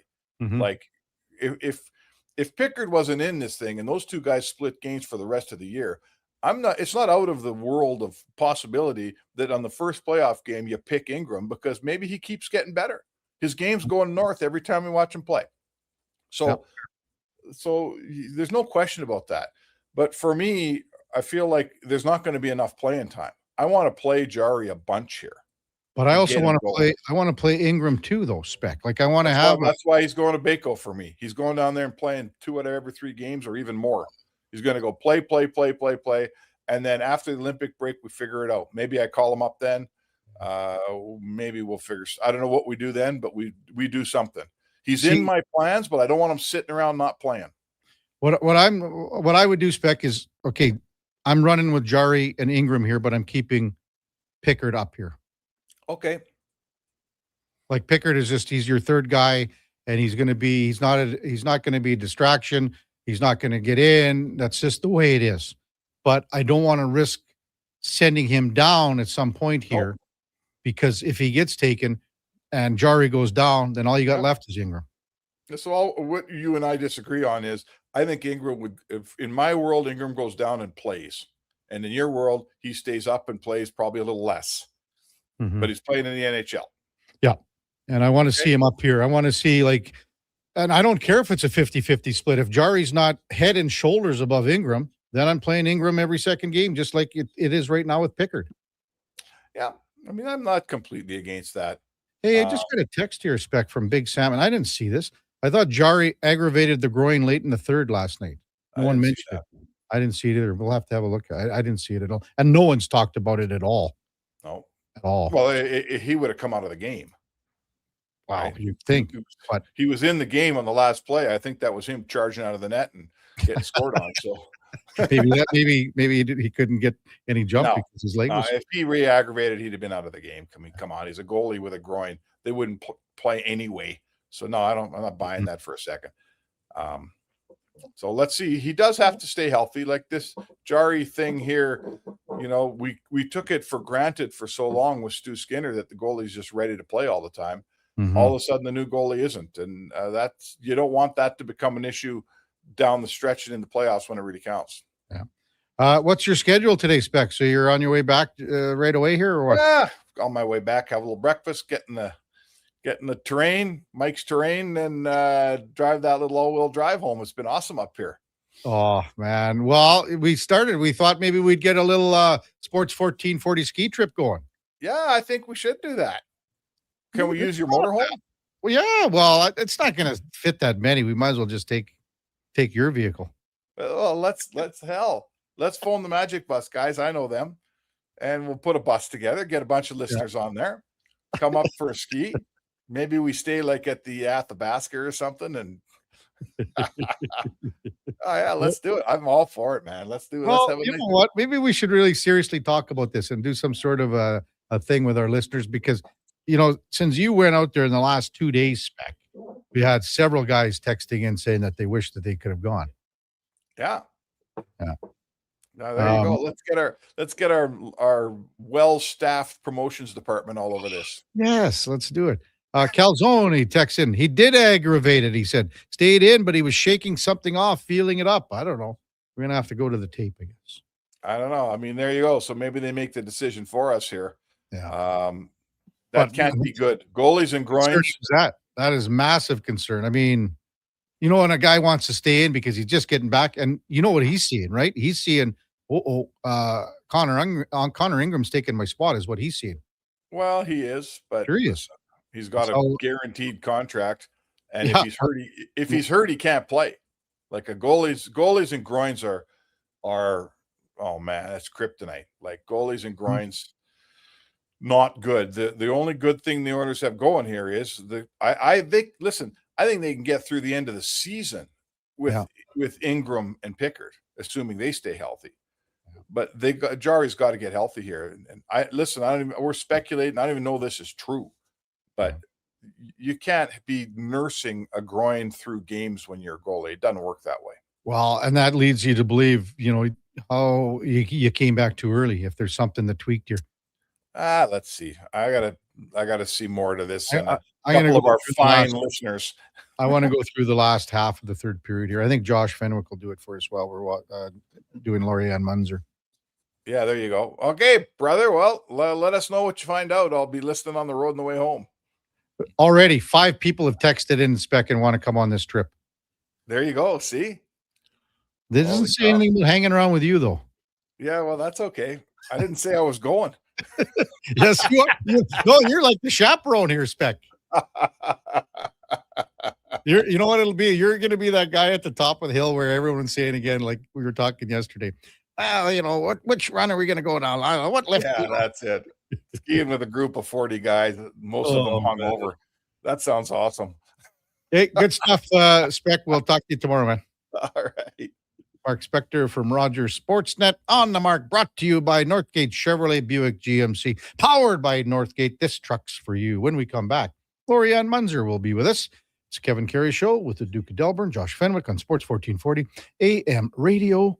We're also streaming on YouTube, X, Facebook, Instagram, and Twitch. Mr. Rooter goes skiing. Sick gear, Mr. Rooter. Are you ready to hit the slopes? Not yet. I need to report a possible crime. Oh no, what's happening? I saw a bunch of hooligans discussing shredding the half pipe. As a plumber, I've taken the Hippocratic oath to do no harm and act in the best interests of all pipes, whether PVC, copper, or otherwise. It's made of snow, Mr. Rooter. Snow? Things are worse than I had feared. There's no better plumber than Mr. Rooter. I'm Grant Fedork from Leading Edge Physiotherapy, and sadly, some people think orthotics are just glorified shoe cushions. But I've seen a runner drop 8 minutes off her marathon, a grandmother ditch her painkillers, and a 12-year-old nail her long jump, all thanks to custom foot orthotics. So if your feet are screaming for help, flat, high, or funky, that pain's heading to your knees, hips, even your lower back, our professionals will assess you and, if indicated, custom fabricate a pair of orthotics made just for you. Happy feet make a happy person. Feet shouldn't hurt. LeadingEdgePhysio.com. Today on Hey Culligan, how smart is your water? Here's Tracy. Hey, Culligan. I think my water might be dumb. Good news, Tracy. Your water's not dumb. It's just not talking to you. You can make my water talk. No, but the new Culligan Smart Drinking Water System can talk to your phone to tell you when your water filters need changing and help you meet drinking water goals. Now that's some brilliant H2O. You said it, Tracy, and we're already on the way. Let us help you out with a free in-home water test from a local Culligan water expert at culligan.ca. 60 years ago, we started selling trucks as Western GMC Buick. Today, we are Wolf GMC Buick. We're still located on the corner of 184th Street and Stony Plain Road with the same ownership for over 2 decades. Our customers have trusted our family-owned, community-driven business. And for that, we are thankful. If you're looking for a truck or SUV, pop in and one of our seasoned professionals will get you a great deal, hassle-free. Come trust our team at Wolf GMC Buick. Wolf GMC Buick. We're making it easy. Whether you're a craft beer connoisseur or more of a wine aficionado, there's always something new to discover at Sherbrooke Liquor, a unique, family-owned, independent liquor store. The selection? Incredible. The non-alcohol section is also very impressive. Sherbrooke Liquor, expert, knowledgeable staff with a passion for unique finds. More than just a liquor store, we're a community. Alberta's best, the one and only Sherbrooke Liquor. Wine, spirits, and oodles of beer. Visit SherbrookeLiquor.com.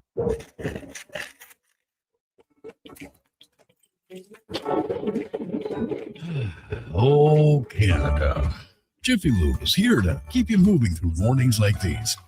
Full synthetic oil changes, quality Pennzoil products, tire checks, battery tests, and everything else your car needs to get through our winters. Stop by Jiffy Lube for fast, easy, warranty-approved service. No appointment, no hassle. Just dependable service right when you need it. Jiffy Lube, keeping you moving through this. Get ready. We're going to make you an offer you can't refuse. Shoresy's back, and it's only on Crave. We need total buy-in from every guy in this room. The Smash Hit Series returns for a brand new season. We're going to be playing the EU All-Stars. Shoresy is facing his toughest competition yet. This EU team is spectacular. We are not scared of them. Hear that, Shorzy? Let's make sure they never forget who we are. Shoresy, new season, stream now, only on Crave. Subscribe at crave.ca. It's a kind of magic.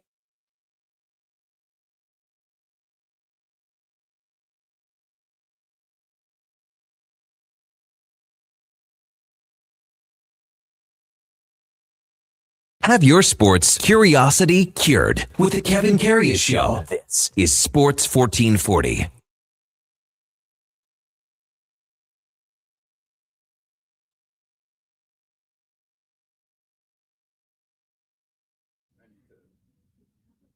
All right, welcome back to the big program. 8:23 in Edmonton. Some more text regarding Tristan Jarry last night. Team Dean says, no way, previous texters are wrong. Third period, Tristan Jarry made an incredible save on bunting. Left pad, slid across. Team Dean says they're thinking of that save on the old bunt cake when he shot across. He adjusted his gear when he got up. That's what Team Dean says, not shaking his legs. So I never saw anything like it. Spec never saw anything about it. I don't know where people are trying to make something here that isn't, but it's something maybe to keep an eye on. I don't know. I'm with Spec in the sense that happened early in the third too, man, where he made a great save on bunting. So, and then to stay in and, there was overtime. I mean, man, he stayed in many minutes after that. So I don't see anything here. Time to welcome in our regular contributor, Lori-Ann Munzer, who has been waiting patiently, and our headliner of the day brought to you by Mr. Rooter Plumbing. Getting snakes deep and giving 110% day in and day out for all your plumbing needs. Go to mrrooter.ca. Good morning, LA. How are you?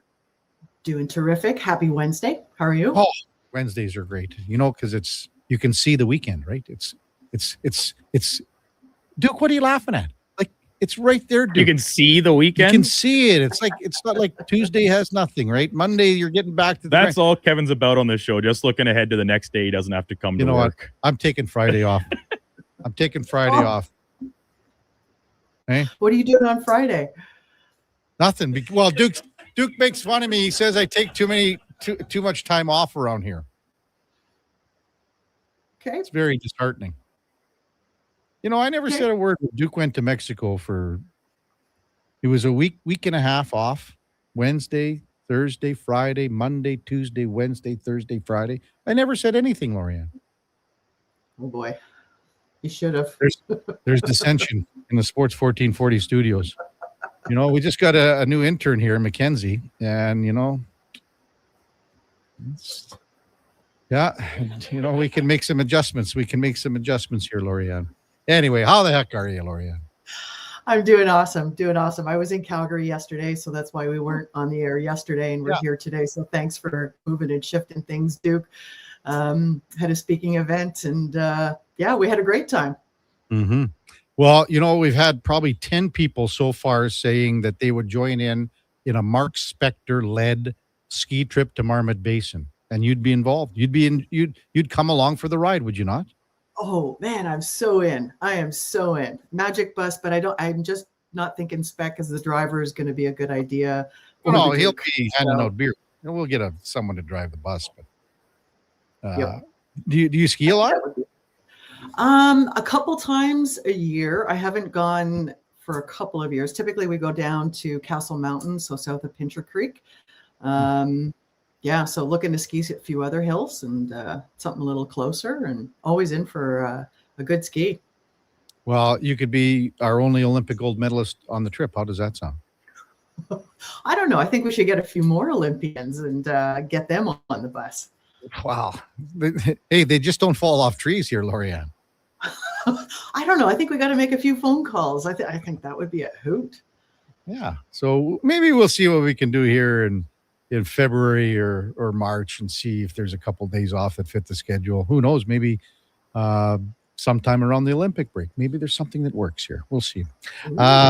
We were talking about the Oilers with 3 goaltenders, and I don't know if you've ever been in this dynamic where with you, say, with a cycling team, and maybe you were carrying an extra cyclist or two that sort of maybe crowded the training room, that had more, there was just, and I'm not saying it's a distraction, or it could be, but normally 3 goaltending situations do not work in the NHL, Lorianne, but this is what the Oilers will be looking at if they do not send anyone down.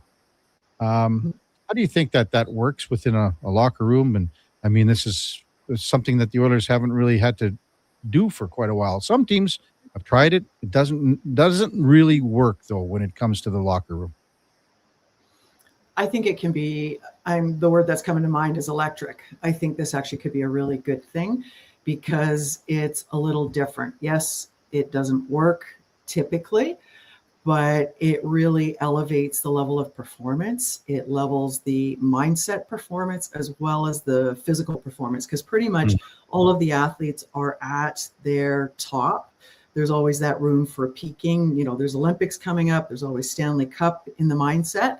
And it's good to shake things up a little bit. I think what's been going on with Ingram coming in while Jarry was, coming through the recovery and then coming into the game, it puts all of them on their toes. And I think that's a good thing because it can go either way. It can either go for you or it can work against you. And it really all depends on where your thinking is. You always want internal competition. You always want that. But I can just say, Lorianne, that in past history, whenever you've had 3 goaltenders, it doesn't work in the sense if you're trying to get that third guy in every once in a while. Because, goaltenders, they're funny guys. They want a little bit of rhythm. They want that. They want to know, like, with the 2 guys, what that, how they forge things moving forward. Because it's really simple. If you're a starter that plays 65 games, Lorianne, well, the backup knows what his job is. Like Eric Comrie's a really good example in Winnipeg. He knows what his job is behind Connor Hellebuck. When Connor Hellebuck goes down, they have to bring a guy up from the minors. Well, the 2 of them, they're still trying to navigate their way through of something that they're not used to. This is a different beast entirely in the sense that you've got the 3 goalies, and one of them's been here for a couple of years, very much beloved. Another guy's coming here from, where he was released from a team and sent to the minors. And then you've got the guy that they traded for. So this is such a different dynamic than what we've seen. So it's going to be difficult, I think, in the sense if they try to go for 3 with 3 guys, in the sense that it's just going to be 2 and one guy's going to be on the outside looking in up here. If they elect to move someone down, then it's totally different of what we're going to see and what we're going to go through. So I didn't want to spend too much time on that, but now I went and blabbed off like an idiot for a while. Well, hang on. Before you go on, I wrote down a couple of things because this is a really good thing. I wrote down there's internal competition, which you always get. I wrote down routine and control, but then the other word is creative. So in sports, we're always being competitive. It's like there's always, the first number 1 player, then their second, third, fourth, and so on. In this instance, we've got the 3 players. The opposite thing of what truly needs to be done is instead of like overthinking it, is instead of being super competitive, this is where, because there's 3 of them, if they move into a creative state versus a competitive state, they're actually all going to do a lot better. And this is something that's not taught in sports, because it's always dog eat dog, fight by fight. And it's whoever's stronger or smarter or a combination of the two will come up at the top. The cream always rises. When you move into a creative state, which is really doesn't happen a whole lot, you only see with a couple players, is that because you're helping or you're up leveling the other player, your performance goes up, and it literally becomes contagious, and it goes out of you, Kevin, where it starts to go over into the other team.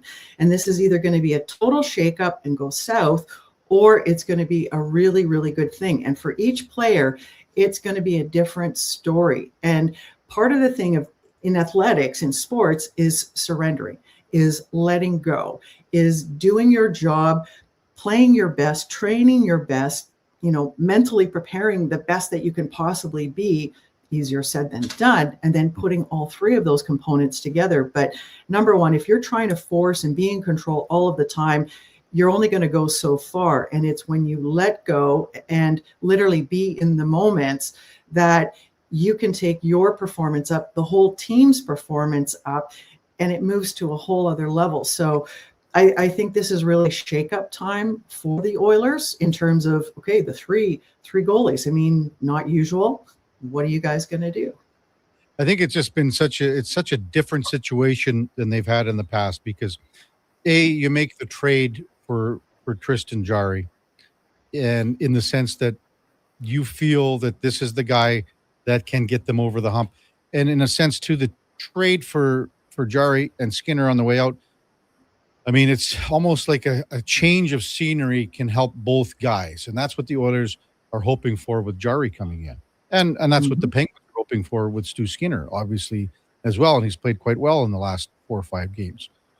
But again, when you look at how Connor Ingram came to the team and had to go down to the minors because of, just trying to get back and get his game back and get his head back, because he was in players' assistance. And, it was a great interview, Lori, and I don't know if you can find it. And it was only one question, but it was after the game in Chicago where Connor Ingram played so well, and it was the dad's trip, as you know, and Gene Principe interviewed Connor, and he interviewed Connor's dad, Brent, after the game, and talked about, trying to get back to a really good place, because that's the most important part for a guy like Connor Ingram. That's what he needs to do, more importantly than hockey. So, so there's a lot of moving parts here. And again, Cal Pickard is a guy that's come on the scene in the last couple of years. And when the Oilers needed a stopgap, when Skinner wasn't playing well or hurt, Pickard was there. He was there. So this is a different dynamic than we've seen, as far as 3 goaltender situations go. So. Yeah. And it's interesting too, because the brain thrives on a number of things. Number one is diet, so your nutrition. It thrives on routine, so just usual schedules, but it also thrives on variety or challenge. And when we get going too much on schedule or routine, some athletes are really going to perform really well, knowing that, there's the usual routine. But sometimes with a bit of a variety or a challenge or an unknown, when it's thrown in, it literally elevates not only your mind, but just everything that you do. And the brain just doesn't function with only one thing. It's like sleep. That's one of the biggest components of training, is how many hours of sleep are you getting? If you're not recovering, you won't be playing mentally good. You won't be playing physically good. So I think I want to call this a little bit of a shakeup. And I think this is a little bit of what we're seeing. And of course, nerves are going to be up there, because it's like, okay, you've only got a certain amount of time. You've only got a certain number of days. There's 4 days before the decision has to be made on, okay, what about Ingram here? Are we sending him back? Are we keeping him? Are we letting somebody else go? And it's just, I think we're really overthinking it. It's what, we do, until we see what happens with the next game and the next game after that. So it's stay tuned and watch and see what happens and what unfolds. Lori Ann Munzer with us on Sports 1440. You had sent me a note to talk about Lindsey Vonn, and I mean, this is an amazing story again.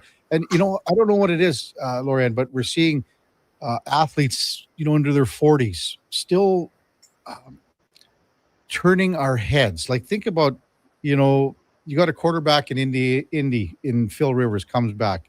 Even Aaron Rodgers the other night, he didn't have a great game, but he's into his 40s. And now we got Lindsey Vonn, way different. I mean, I don't know how the hell you could, with the knees and the injuries, still keep, all the pounding.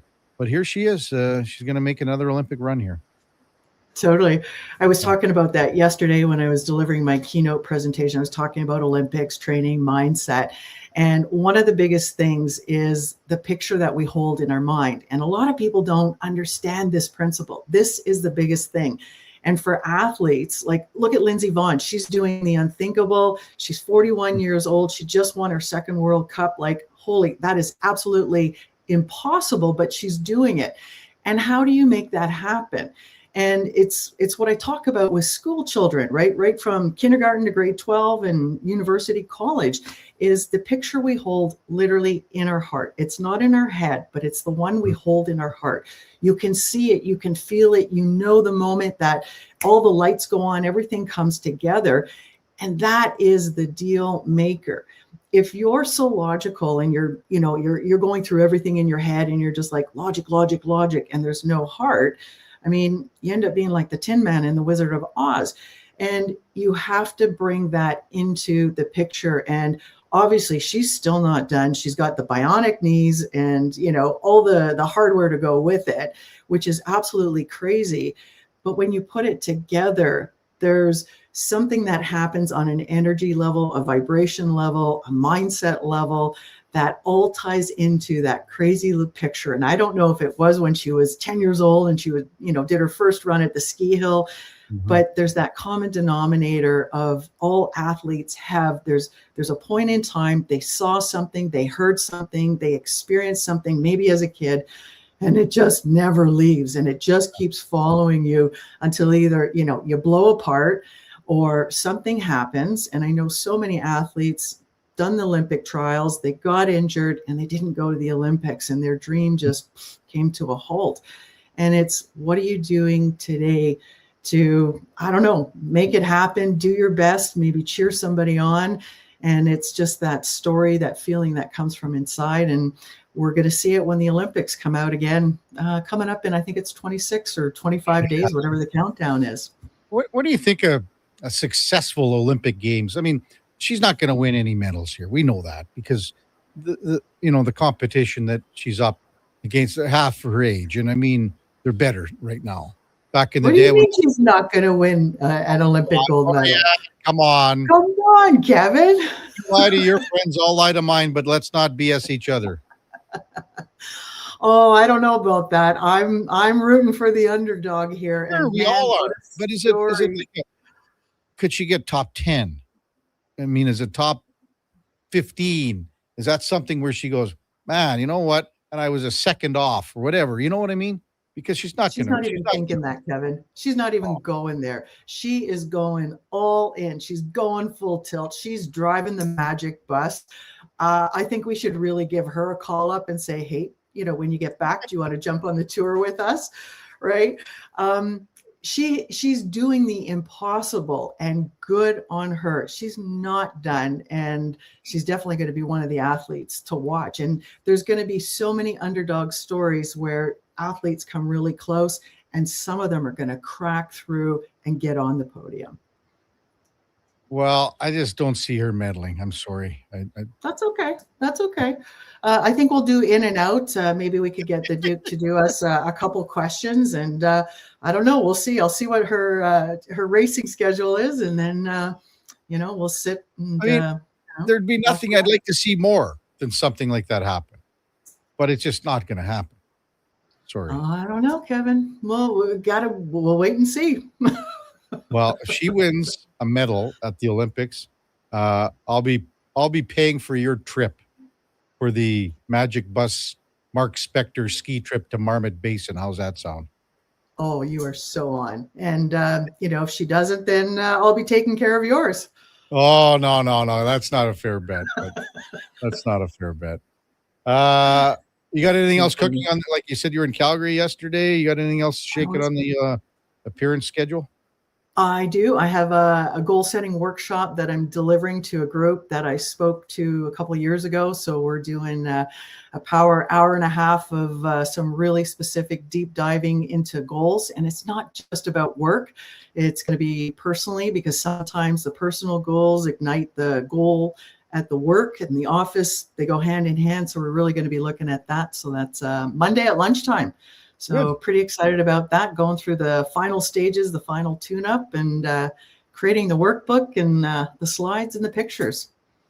Well, I'm going to do a little more research on the probabilities of Lindsey Vonn medaling in Milan. So, okay. Well, we'll continue the conversation next week. I look forward to it. Thanks, Lorianne. Take care. Take care, Kevin. Lorianne Munzer, Olympic gold medalist from 2004 in cycling in Athens, our mindset coach expert here on Sports 1440. And that was our headliner of the day, brought to you by Mr. Rooter, the number one overall pick in your fantasy plumbing pool. That's mrrooter.ca. Triple C in a truck says Lindsey Vonn will medal for sure. She's a beast. Montana to Rice, Kevin is a hater. Jordan says she probably doesn't take Fridays off like Kevin. Man. You know, Duke, back to the days off here. Kevin, I want you to know, I want you to know that I bring this up so regularly because I know it gets you going. I know it does. And what's that thing? I'm just juicing you, Kev. I'm just juicing you a little bit. That's here. fine. I'll be thinking about it in just a little over 2 weeks, Duke. I know you will when I'm be. sitting on the beach in Cabo. Mm-hmm. How's that sound? Yeah, it's just like Speck sends you pictures of his ski adventures. Feel free to send me some pictures of the beachfront cabana. I'm sure you'll be laid out on sipping on some tequila on ice. Even Eddie says, keep taking time off, you part-timer. Doesn't Eddie have some holidays coming up? Does he? I don't know. I could have swore he said that. I thought he said he's going on a trip with the family too. Or is that Schlemmer? I don't know. Everyone takes time off out here. Listen, we work hard. That's right. Really hard. Well, I don't know how you guys worked it when you got this job, but I mean, I said, well, I'm taking 4 weeks vacation. Just so you know, this is automatic. No, I didn't have such conversations. I'll be honest, Kev. It's a little different. Well, yeah, obviously. You're a seasoned pro. 35 years in the biz. 36. Wow. They just keep racking up here. 36, it's crazy. 36, so I don't take issue with you exercising your right to time off, Kevin. I don't. I just like to give you a hard time about it. I can handle it. And especially because so many of our listeners and the texters, right? They work jobs that are substantially more difficult than what we do in here every day. And what are we doing? What are we not doing? What are we not doing? We're not swinging hammers in here, Kev. What we are doing is having a good time and ribbing each other a little bit at times. That's the whole key. You got to have fun. If you're not having fun doing this, get out of the business, man. When we come back, maybe we'll hear from Chris Knobloch. We got to get to some text. Steve from Drumheller texted in, and I'm going to describe this and talk about this text. I'm not too sure what he's talking about. That's straight ahead on the Kevin Carey Show with the Duke of Delburne. Josh Fenwick on Sports 1440 AM radio. We are streaming on YouTube, X, Facebook, Instagram, and Twitch. Exciting news from St. Albert Dodge. The all-new 2026 Jeep Gladiator Sport packages have arrived. They have a great selection and a bunch of colors to choose from. And if you've checked out the Sport, you know it comes in some fun colors. Rugged capability, practical off-road features, and you can get behind the wheel for as low as $49,900. That's right. Put yourself in a brand new Jeep Gladiator Sport for less than $50,000. What more can you ask for? Time to head up the trail and see how easy it is to do business at St. Albert Dodge. Hear ye, hear ye. Dragon fruit has returned to Booster Juice. Prepare thyself for the legendary alchemy of the Dragon Slayer smoothie, Pink Dragon Booster Mixer, and Dragon Booster Ball. Does dragon taste like chicken? Nay, Booster Juice uses only delicious tropical dragon fruit. No dragons are harmed. Get thee to Booster Juice before dragon fruit vanishes once more. Booster Juice, Canadian born, blending since 1999. At Fountain Tire, success is a team effort. They're committed to their team members and their customers. And that means treating your vehicle like it's their own and finding solutions that suit your needs. Because whatever the road brings ahead, they're on it with you. Visit fountaintire.com today. This is Andrew Walker, host of the postgame show on Sports 1440. After every hockey game this season, tune in and chime in as we talk about the game. It's all sponsored by Legacy Heating and Cooling. Don't get left in the cold. Visit legacyheating.ca. Wing Wednesday at First Round. Whether you're coming for the first round, the last round, or a few rounds in between, they've got you covered. With half-price wings every Wednesday night. Half-price wings. Over 35 delicious flavors like Cajun salt and pepper, maple bacon, and Inferno wings. Now half price every Wednesday night. Wash them down with a cold pint of Canadian or Coors Light for only $5.75. Half price Wing Wednesdays at First Round in West End and now downtown. First Round, burgers, beer, sports. Saturday nights were made for Oil Kings Hockey and Ice District. Family fun that's second to none, starting at just $20 a seat. This Saturday, your Edmonton Oil Kings face the Tri-City Americans at Rogers Place for the first time in 2 seasons. The Oil Kings will be wearing a specialty fan-designed jersey that'll be auctioned and raffled off with proceeds going to charity. Plus, score Calmont Kids food combos for $10 or less. The Edmonton Oil Kings get a rare visit from the Tri-City Americans, Saturday at 7. Great seats at Rogers Place start at only $20 at oilkings.ca. You matter. Your mental health matters, and you're braver than you think. Not Alone is an organization focused on creating a space of acceptance and support through tough, meaningful conversation. My name is Tyler Smith, and you are never alone. NotAloneCo.com. It's okay to not be okay.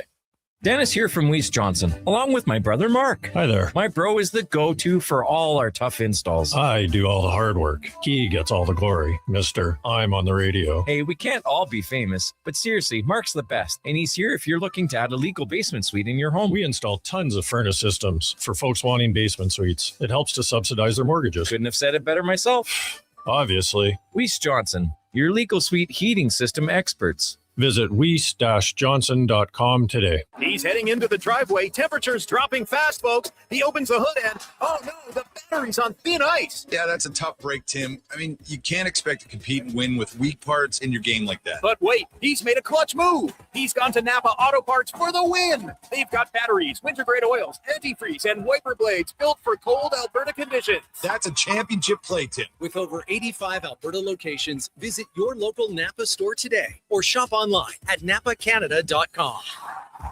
That's Napa know-how.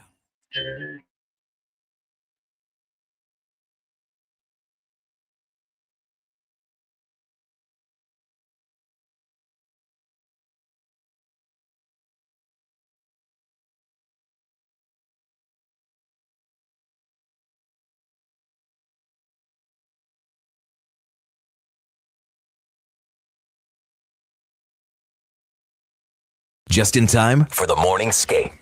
This is the Kevin Karius Show on Sports 1440.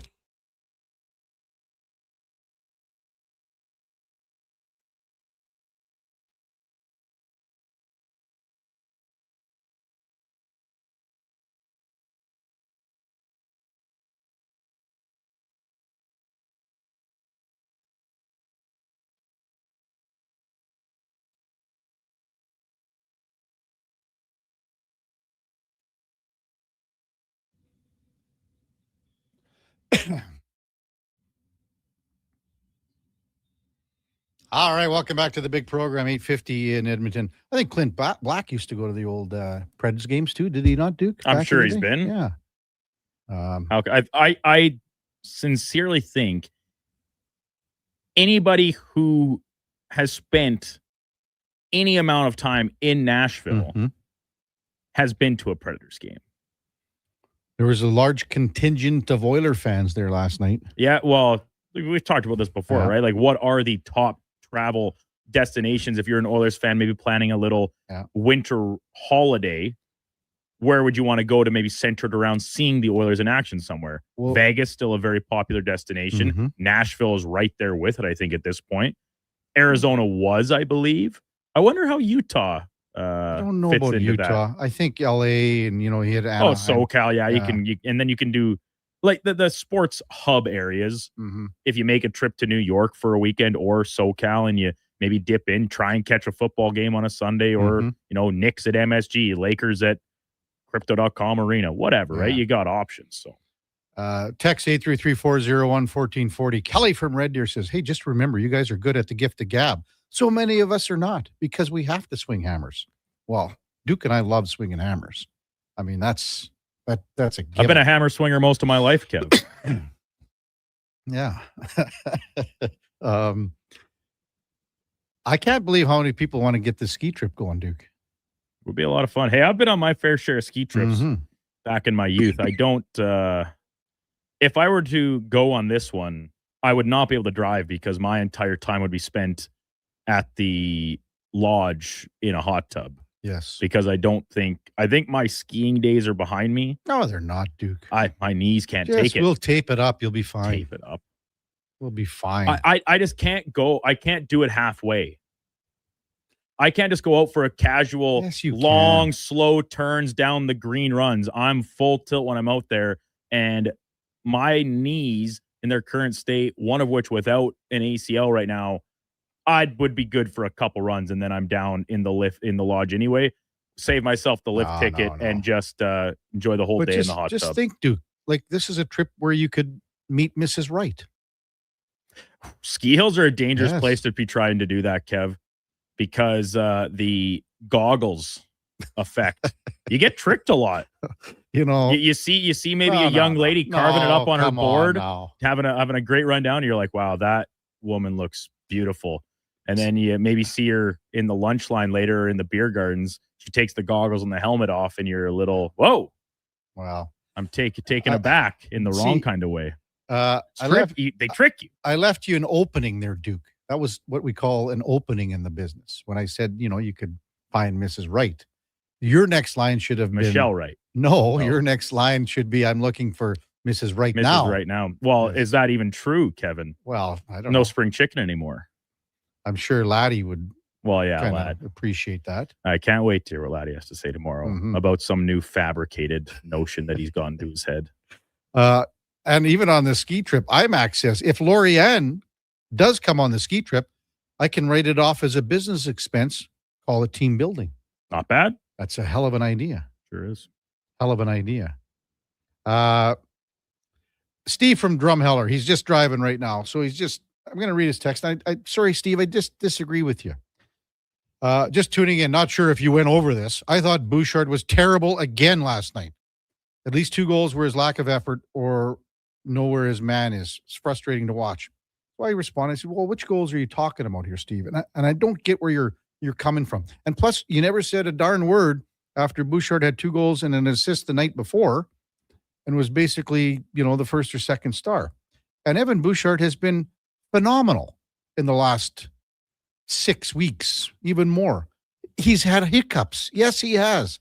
And yesterday, more so than the goals, he had a terrible giveaway, terrible turnover late in the first period. And Cole Smith came in. It was almost a 2-on-0, but Bouchard had a terrible giveaway. Jarry saved him. Okay, but other than that, you're saying his game was terrible. I don't see it. Where on the goals? The first goal, okay, he's not on the ice. It's a Mangiapane giveaway. The second goal, the 2-1 goal, it's at the end of a power play. Kasperi Kapanen's coming out of the box, so the Oilers are technically still shorthanded, even though it goes down as an even strength goal. That's a rebound in tight, and Howla goes shelf. The 3-3 goal, and that's the goal that killed the Oilers last night. I mean, they score on the power play. Leon goes, off the post. Zach Hyman's there to punch it in. But 38 seconds later, it's an Ike Howard giveaway, Steve. Ike Howard turns the puck over, and 2 seconds later, it's D to D, and then it's a layered shot through screens, a screenshot through layers, pardon me, and it's in the back of the net. So where are we getting at? Now are you going to the overtime game? Well, Jarry comes out to play the puck, makes the play, and the puck is there. And if Leon Draisaitl comes back harder, he probably impedes more with Brady Shea, and then the puck doesn't get down to Yossi. And you see where Bouchard is. He's in the crease. So I'm not sure where you're getting at, Steve. I don't know. We'll probably, now the texts are coming in on Bush. Come on, you guys. Like, I mean, really? Really? That's what you got? That was your takeaway from last night? I don't see it.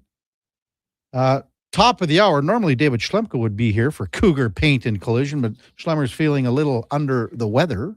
So we'll just kind of get by. We'll probably hear from Chris Knobloch at the top of the hour. See what else we can muster up. We got Nick Kosmiter from The Athletic, covers the Denver Broncos. He'll be with us in the 9 o'clock hour as well. Before that, time now for a Sports 1440 update brought to you by Loca Quality Market. Your next dinner is ready with Loca Quality Market's gourmet meals. Choose from over 200 chef-prepared meals. Shop local at loca.ca. Here is the Duke. This is the Sports 1440 update.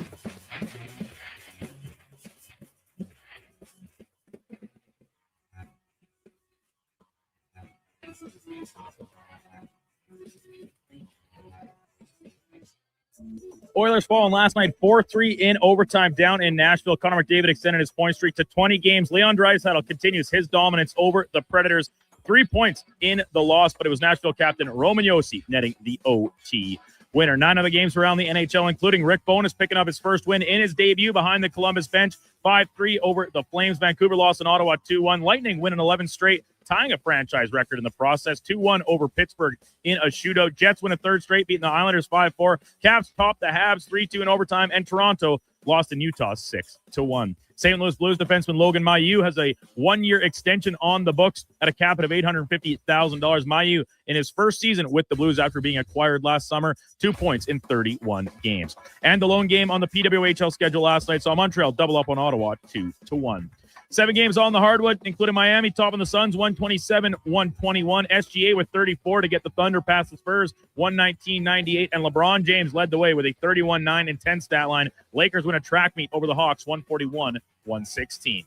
Coming up in hour 3, the Kevin Karius Show will be joined by Nick Kosmiter from The Athletic covering the Denver Broncos, and we'll check in with a new edition of In or Out. I'm Brandon Douglas at your Sports 1440 update. This is Sports 1440, a Stingray radio station broadcasting on Treaty 6 territory. Download the free iHeartRadio app and listen to CKJR wherever you go. The new double cheesy melt at McDonald's. We're talking 2 juicy, mouth-watering 100% Canadian beef patties, 2 slices of cheesy goodness, with even more melty, cheesy sauce on top. Topped with pickles, then crispy and grilled onions. The way it all comes together, you don't just eat it, you melt into it. The double cheesy melt, only at McDonald's. For a limited time only at participating McDonald's restaurants in Canada. Mr. Rooter goes skiing. Sick gear, Mr. Rooter. Are you ready to hit the slopes? Not yet. I need to report a possible crime. Oh no, what's happening? I saw a bunch of hooligans discussing shredding the half pipe. As a plumber, I've taken the Hippocratic Oath to do no harm and act in the best interest of all pipes, whether PVC, copper, or otherwise. It's made of snow, Mr. Rooter. Snow? Things are worse than I had feared. There's no better plumber than Mr. Rooter. Edmonton's only 24-hour-a-day sports radio station can be heard anytime, anywhere. Sports 1440 is streaming on your phone, your tablet, your computer. Download an app today and listen to Sports 1440. The BCHL All-Star Game is coming to the Thompson Family Arena in Spruce Grove. The league's best players will go head-to-head in 2 exciting games, January 16th and 17th. The BCHL College Prospects Game takes place on Friday, January 16th at 7 p.m., while the premier matchup will see Canada take on the world on Saturday, January 17th at 7:30 p.m.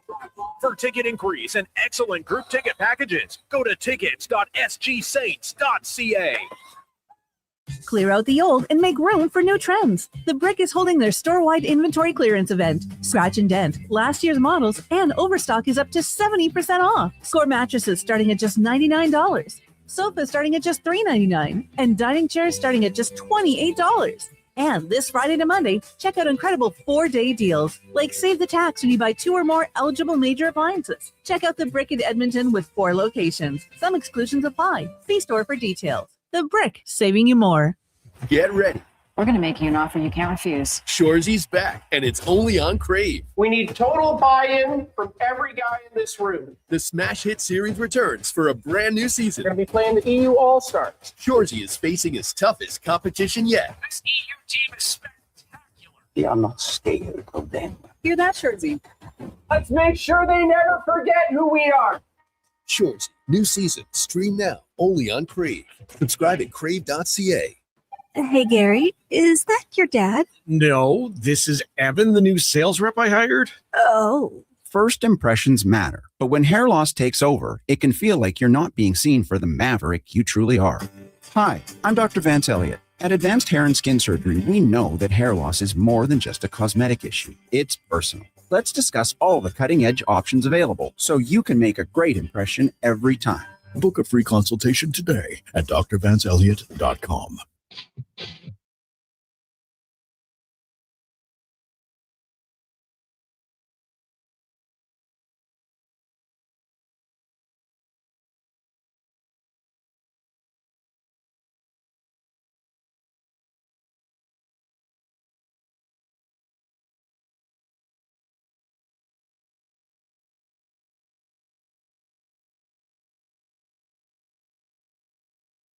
Have your sports curiosity cured with the Kevin Karius Show. This is Sports 1440.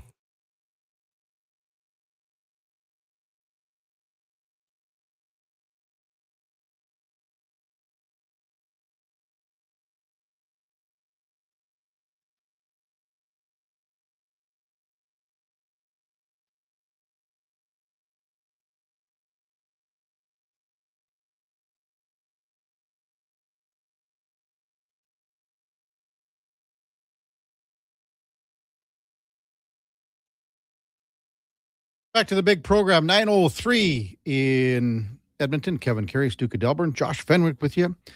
And in the next 2 hours, we might have to introduce you to our new intern here, Mackenzie McLennan. Someone else is coming into the studio here with big smiles. It's just like it's like Christmas around here. They're happy. We do this every time we have a new intern, and usually let that intern absorb things for a couple of days. But we did this with everyone, right, Duke? We did it with basically every intern that we've had, just throwing them on the mic for a few minutes just to kind of get them introduce themselves. Wet their whistle a little bit. And I don't know, out of all, I think Liam was quite funny, Like you're talking about like first time or just it's the very first time. Like the other thing, I gave Mackenzie a heads up here. A lot of times it's just been, hey, come on over to the mic, right? Right. And you then, catch him off guard. When you did that, like, to poor Donovan the very first time, I didn't know. I thought he swallowed his tongue for a moment. Whistle or wind his watch, did he? It was pretty funny. And then Sam, the record man, that was another. Sam kept us on our toes essentially from day one right until his final day. Oh boy. He did. He definitely did. No David Schlemko today for Cougar Paint and Collision. Schlemmer's a little under the weather. Cougar Paint and Collision, our family helping your family for over 40 years. Part of the Napa Certified Auto Body Program. Check them out at cougarcollision.com. Again, last night Oilers lose 4-3 in overtime in Nashville. 12-4 in overtime games last year. 5-5 so far this year. Back-to-backs. The Oilers' record on back-to-backs this year is no screaming hell. 1-3-4. But the important part, again, you get the point last night, so you get 3 out of 4 on the road trip on back-to-backs. And again, every point is so critical at this time of the year. Following that loss, head coach Chris Knobloch addressed the media and had some of these post-game comments. Chris, how would you assess your group's team play tonight? Just okay. I think we got off to a slow start. And just looked like we were a step behind. They looked a lot fresher and a little faster than us tonight. And we just wanted to be easy. I know there was a lot of turnovers, which allowed them to get the puck and countered on us, and where we had to defend, where I think we had to simplify it a little bit more and make them defend and make it harder for them to break pucks out. Zach said that a lot of the errors were self-inflicted. He didn't necessarily feel like the Nashville Predators were doing anything specific. Would you agree with that? No, the effort was great. I don't think they were doing anything out of the ordinary. I think we just made it easier on them by just trying to force plays and turning over the pucks rather than just establishing a forecheck. It's nice getting the puck carried in and getting a scoring chance right off the start. But, that's if they're in good position, if they're defending well, you have to simplify and then establish the forecheck. The group has still collected 8 of a potential 10 points in the last 5 games. How would you assess the way that you guys have been building lately? I think there's some of those games could have went either way, but overall, I'm happy for us to be winning more games than we're losing. It'd be nice to get us a little roll and get some traction.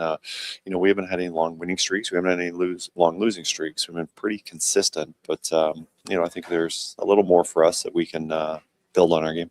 What did you make of the returns of Tristan Jarry first and then Jake Long? I think they're both gave us a good game. I think about Wallman's play, and he made a lot of good breakout passes, especially in the offensive zone. I recall the one to Draisaitl one-timer through their coverage led to a great scoring chance, a couple of good breakouts, and for a guy that hadn't played for quite a long time, I think that was a very strong start. With Tristan, I think he was a solid game. He's been spectacular for us, but obviously having the break, maybe he wasn't on top of his game, but overall, I think it was still pretty solid. That's head coach Chris Knobloch. After the loss last night, we were sort of distracted in here. That was Jeff Huckluck, and he just dropped up some fusion donuts, and we just opened up the box. These are insane, these donuts that they just brought into the studios. I think you got to almost cut it in half because it's too much donut, Duke. It's just too much donut. Well, I know Josh can handle one. Josh can. Yeah. He's built different in this regard. But I'll be honest, these are unreal. But remember when we had the discussion about the cupcakes? Yeah. And how they're like a little too much dressing on top? So on a donut, right, go nuts with the dressing. But sometimes it is difficult to eat in its full, in its entirety. So the cutting in half or even like eating your donut with a fork and knife, I think is a move that's maybe a little underrated. Well, it's Mr. Pitt. You got to go. How do you eat it? With your hands? Maybe George is right. Maybe we should do a giveaway. The Snickers bar.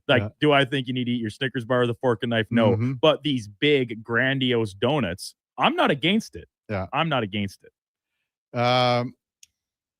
Text line 833-401-1440. The King of Fort Nasty says, "You kidding, Karius? You and the Duke throw every intern to the wolves." No, we don't. We treat them. The only reason it seems that way is because every intern starts on the morning show. Mm-hmm. And so this is like they are as green as green. Their baptism. By the time they get to even Fantasy Frenzy or the Lowdown and the Gregor Show, like they're well seasoned. Usually a couple months in or at least several weeks, if nothing else. Text line 833-401-1440. Tons of them coming in. Riggs says, "I don't get why Jarry had to start last night." Well, he's going to have to start sometime. I'm not like, maybe they could have pushed him back a little bit, maybe to Thursday here or Saturday. When you're handling these 3 goaltenders, again, all the options are here. So without penalty, without having to clear waivers, Connor Ingram would have to be sent down on Saturday to Baco. The Oilers would never, they don't lose him. They can call him back up when they need. The other option here is to keep him. And, well, you could also waive Cal Pickard too, But if you lose Cal Pickard, then now you have Ingram and you have got Jarry left. Here's the thing. And I just texted Frank Saravalli on this, and I wanted to get his thoughts. In the perfect world, this is the perfect world, in my opinion. So the Oilers continue with a 3-goalie system up until the Olympic break, pardon me. So all 3 goalies remain here in camp. You have Connor Ingram as your number 2. You have Cal Pickard as your number 3. And you have Connor Ingram pushing Tristan Jarry at number 1 because Connor Ingram has played well enough to do that. It's not a 3 games Jarry, 1 game Ingram thing here. It's down to 2 and 3. And if Ingram continues to play the way he has, then you're pushing to more of almost a half and half split. Now, for me, again, with how Connor Ingram has played and how you want him to play because the second half is so crucial. The perfect world would be for Ingram to go down to Bako during the Olympic break. So I asked Frank, what are the possibilities on that? And this is his response. Conditioning stints have to be approved by the player and the commissioner. I don't know what the NHL stance on that will be with the Olympic break. So rest assured right now that there are many other teams that are wondering how they navigate the Olympic break because it's such a long break. Do you want guys that are not playing for 3 weeks basically? How do you handle that? Are you able to send a player down, as Frank said, with his approval for that conditioning stint? The players also, they're looking at this break too as a break. Yes, it's an extended break, but you can guarantee that for a week of that break, they're going somewhere to relax, put their feet up, put their toes in the sand. So that is where that comment of Frank saying you have to look at it from both sides upon player approval. 833-401-1440. Kenneth says, second goal, Bouchard's just standing in front of the net while his man, the goal scorer, is all alone in front. Tie your man up.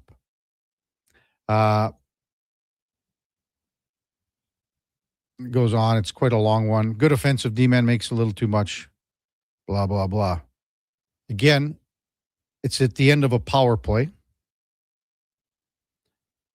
Out of all the things that happened last night, Evan Bouchard's play, with the exception of that giveaway, again, where Cole Smith had leading the charge on a 2-on-0, that's way down the list of my concerns, man. Way down the list of my concerns. They all stayed out. All three of them stayed out longer than what they probably would have liked. But overtime can be funny. There are times when you have possession and you're staying out there. There are times when the Oilers have scored with Leon and Connor and Bouchard absolutely gassed, playing well over $1.50. And what do people say? Oh, great goal. Unbelievable that they were able to stay out there. It works both ways here. Works both ways. Steve from Drumheller says he's laughing now because Fusion Donuts is my cousin's business. So when we come back, I think we're going to get Nick Kosmider in from The Athletic. That means a little later for Mackenzie McLennan for her debut on Sports 1440. I have noticed she was first to the buffet train here, which is unheard of for a rookie intern 2 days in, whatever it is. But Kevin, did you consider that Josh, the other most junior member of the team, told her to go first? Well, Josh brought in the box of donuts, and he took a whole one, did he not? Yep. Yeah. As is his right. Always. And did you finish it already? It was delicious. Which one was it? The cookies and cream one. Oh. Sorry, man. Unreal. Hate to disappoint you. But yeah, I grabbed mine after Mackenzie, Big Mike, as we've been calling her around the studio, and finished mine before she finished her half. Big Mike or Big Mac? Big Mike. So yesterday on Fantasy Frenzy, right? Connor was asking her if she had any nicknames. So she gets on the mic and she says, "Oh, my friends just call me Mac. But she said Mike first. So that sort of stuck. And then Connor called her Big about 5 minutes later, I would say. Text line really flamed him for that. So naturally, Big Mike came about. Big Mike came about. Well, we'll get, Big Mike's, that's too confusing. All right. When we come back, Nick, not Mac or Mike or whatever, Nick Kosmider from The Athletic covers the Denver Broncos, will be with us on the Kevin Carey Show on Sports 1440 AM radio. We're also streaming on YouTube, X, Facebook, Instagram, and Twitch. When picking a New Year's resolution, try to avoid things you have no influence over. Like bringing home the cup? That would be awesome. But completely outside your control. Instead, pick something you can control, like bringing home some Will Hot beef jerky. That would also be awesome. But What if we brought the cup home to Canada and it was filled with Wilhauk beef jerky? Okay, I'll allow it. Wilhauk beef jerky, only available in Leduc. Get yours today because you don't win cups with salad.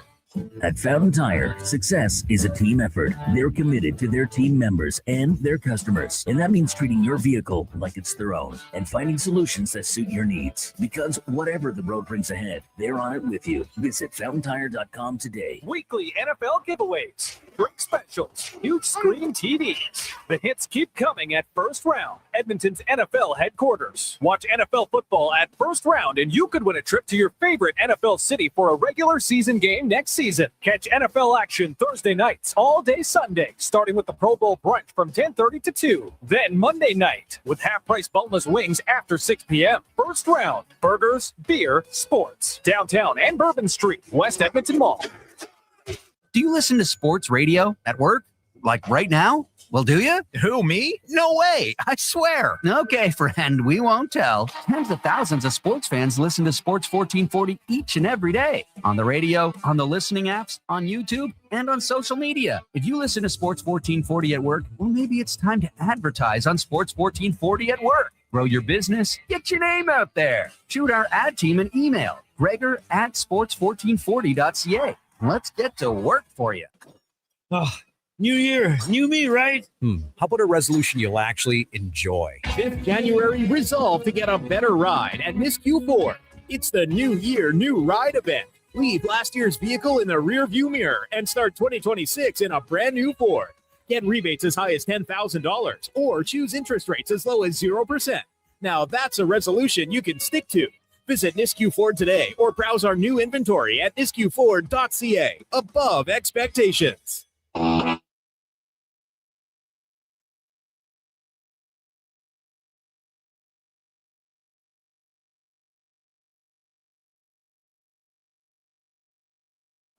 Stories, guests, and insights. This is Sports 1440 and the Kevin Karius Show.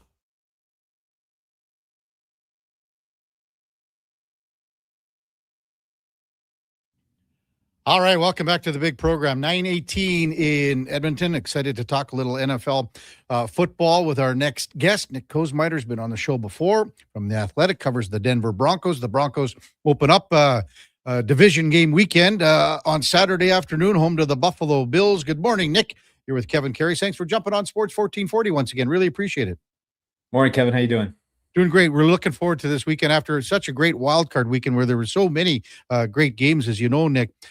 This is going to be a fantastic game as well. And I just was kind of going through your article this morning about, Sean Payton on the verge of history, trying to become the first coach in NFL history to win Super Bowls with two different franchises.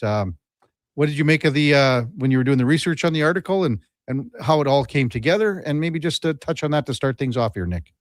Yeah, it was something that was sort of in the air when he got hired, right? Back in 2023, as a guy who had already won one and was coming into a franchise that has itself won 3 Super Bowls, all since the late 90s. And, he has said before that, like, what is so special about winning a Super Bowl is the people that you get to share it with. And so this idea that this team that he has now shepherded for the last 3 years and has built obviously all these relationships within this organization, the opportunity to potentially share that, with this group of players, these coaches, these staff members, that's what has really driven him. And that's why really since the start of training camp, he looked at what they had and said, this is a group that has a chance to be special. And now that they're 2 wins away from getting there, but obviously standing in their way is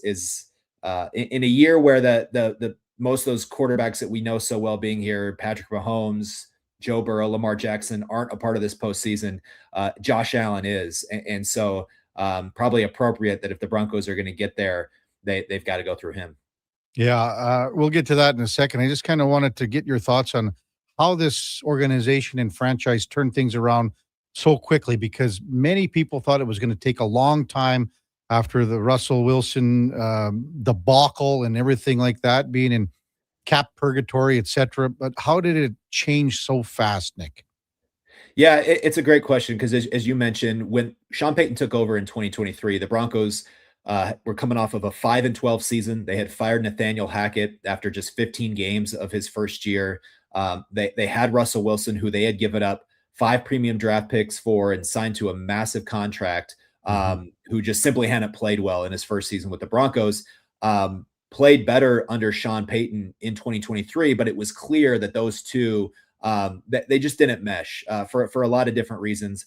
But the most important of which was that Sean Payton just didn't view Wilson as being the guy who could run the offense the way that he felt like it needed to be run in order for them to get where they wanted to go. And so when you take an $85 million dead money hit, as you mentioned, the largest in franchise history, you're going to have to rely on, number one, an affordable quarterback. And you can really only do that in two ways: by signing a veteran at below market cost, and try to resurrect that kind of career. We've seen it with the likes of Sam Darnold in the past, or you go out and you draft one. And the Broncos, we're fortunate to be in a draft class that is going to be looked back on. The 2024 class is probably one of the best in recent NFL history.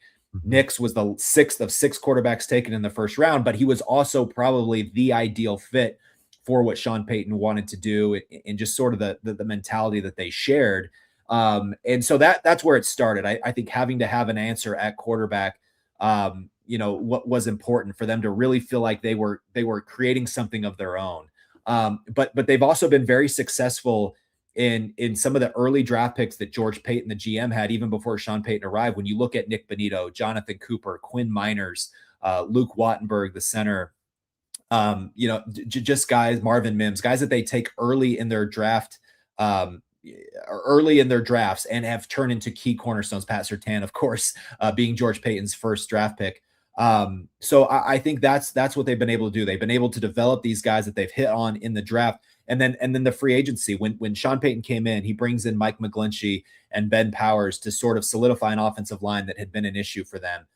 They go out and they get a guy like Zach Allen, who has turned into an all-pro the last 2 years. And then this year, Talanoa Hufanga, a safety that they were able to get, a little bit below kind of market because of the fact that he'd had some injuries, but has just really kind of been sort of that final missing piece for a defense that's been one of the best this season. So I just think they've really been intentional about who they've brought in. There's been some good injury luck by and large along the way. And then Sean Payton, he is one of, say what you want about the way that he goes about it, or he'll ruffle feathers from time to time, but he knows what he's doing in terms of, I think the thing that stands out to me about him is just, he has this kind of like prescient way of understanding how games are going to unfold and then adjusting midstream. And I think when you win 11 games in a row in the season, as the Broncos did this year, that kind of shows your ability to do that. Yeah, he's done a masterful job this year for sure. The Athletics' Nick Kosmider, our guest on the Kevin Karius Show on Sports 1440. I wanted to kind of talk about the linebacking core a little bit. And you mentioned Nick Bonito here. What kind of a season do you think that this guy had? I mean, just absolutely remarkable at the linebacking position for the Broncos. What was your take on his play this year, Nick? Yeah, well, I mean, when you have a team that has 68 sacks, a franchise record for a good chunk of this season, they were challenging that NFL record that the Bears set back in 1984 of 72 sacks. They ended up finishing obviously 4 short of that. So just by and large, I think the way that Vance Joseph went about being able to create different pressures and have so many different people involved. I think 18 different players on this roster contributed to that sack total. But with Nick Bonito, I think the thing that's really impressed me about him is his just ability to kind of grow his game every year. He came in as a late second round pick in 2022, didn't really play a whole lot at all as a rookie, and then started to make some progress in 2023 when Vance Joseph arrived. And I think Vance Joseph really instilled a lot of confidence in Nick Bonito. They said, I think you can be one of the best pass rushers in this league. And that was at a time where Bonito hadn't really kind of contributed those sort of numbers. And even he himself was like, are you talking to the right person? As he said, when retelling that story. But he just has a very unique bend, the way that he can get off the line of scrimmage and then dip underneath the tackle. We've seen time and time again, his ability to just get quick pressure and really mess up the picture for quarterbacks. That's been his strength.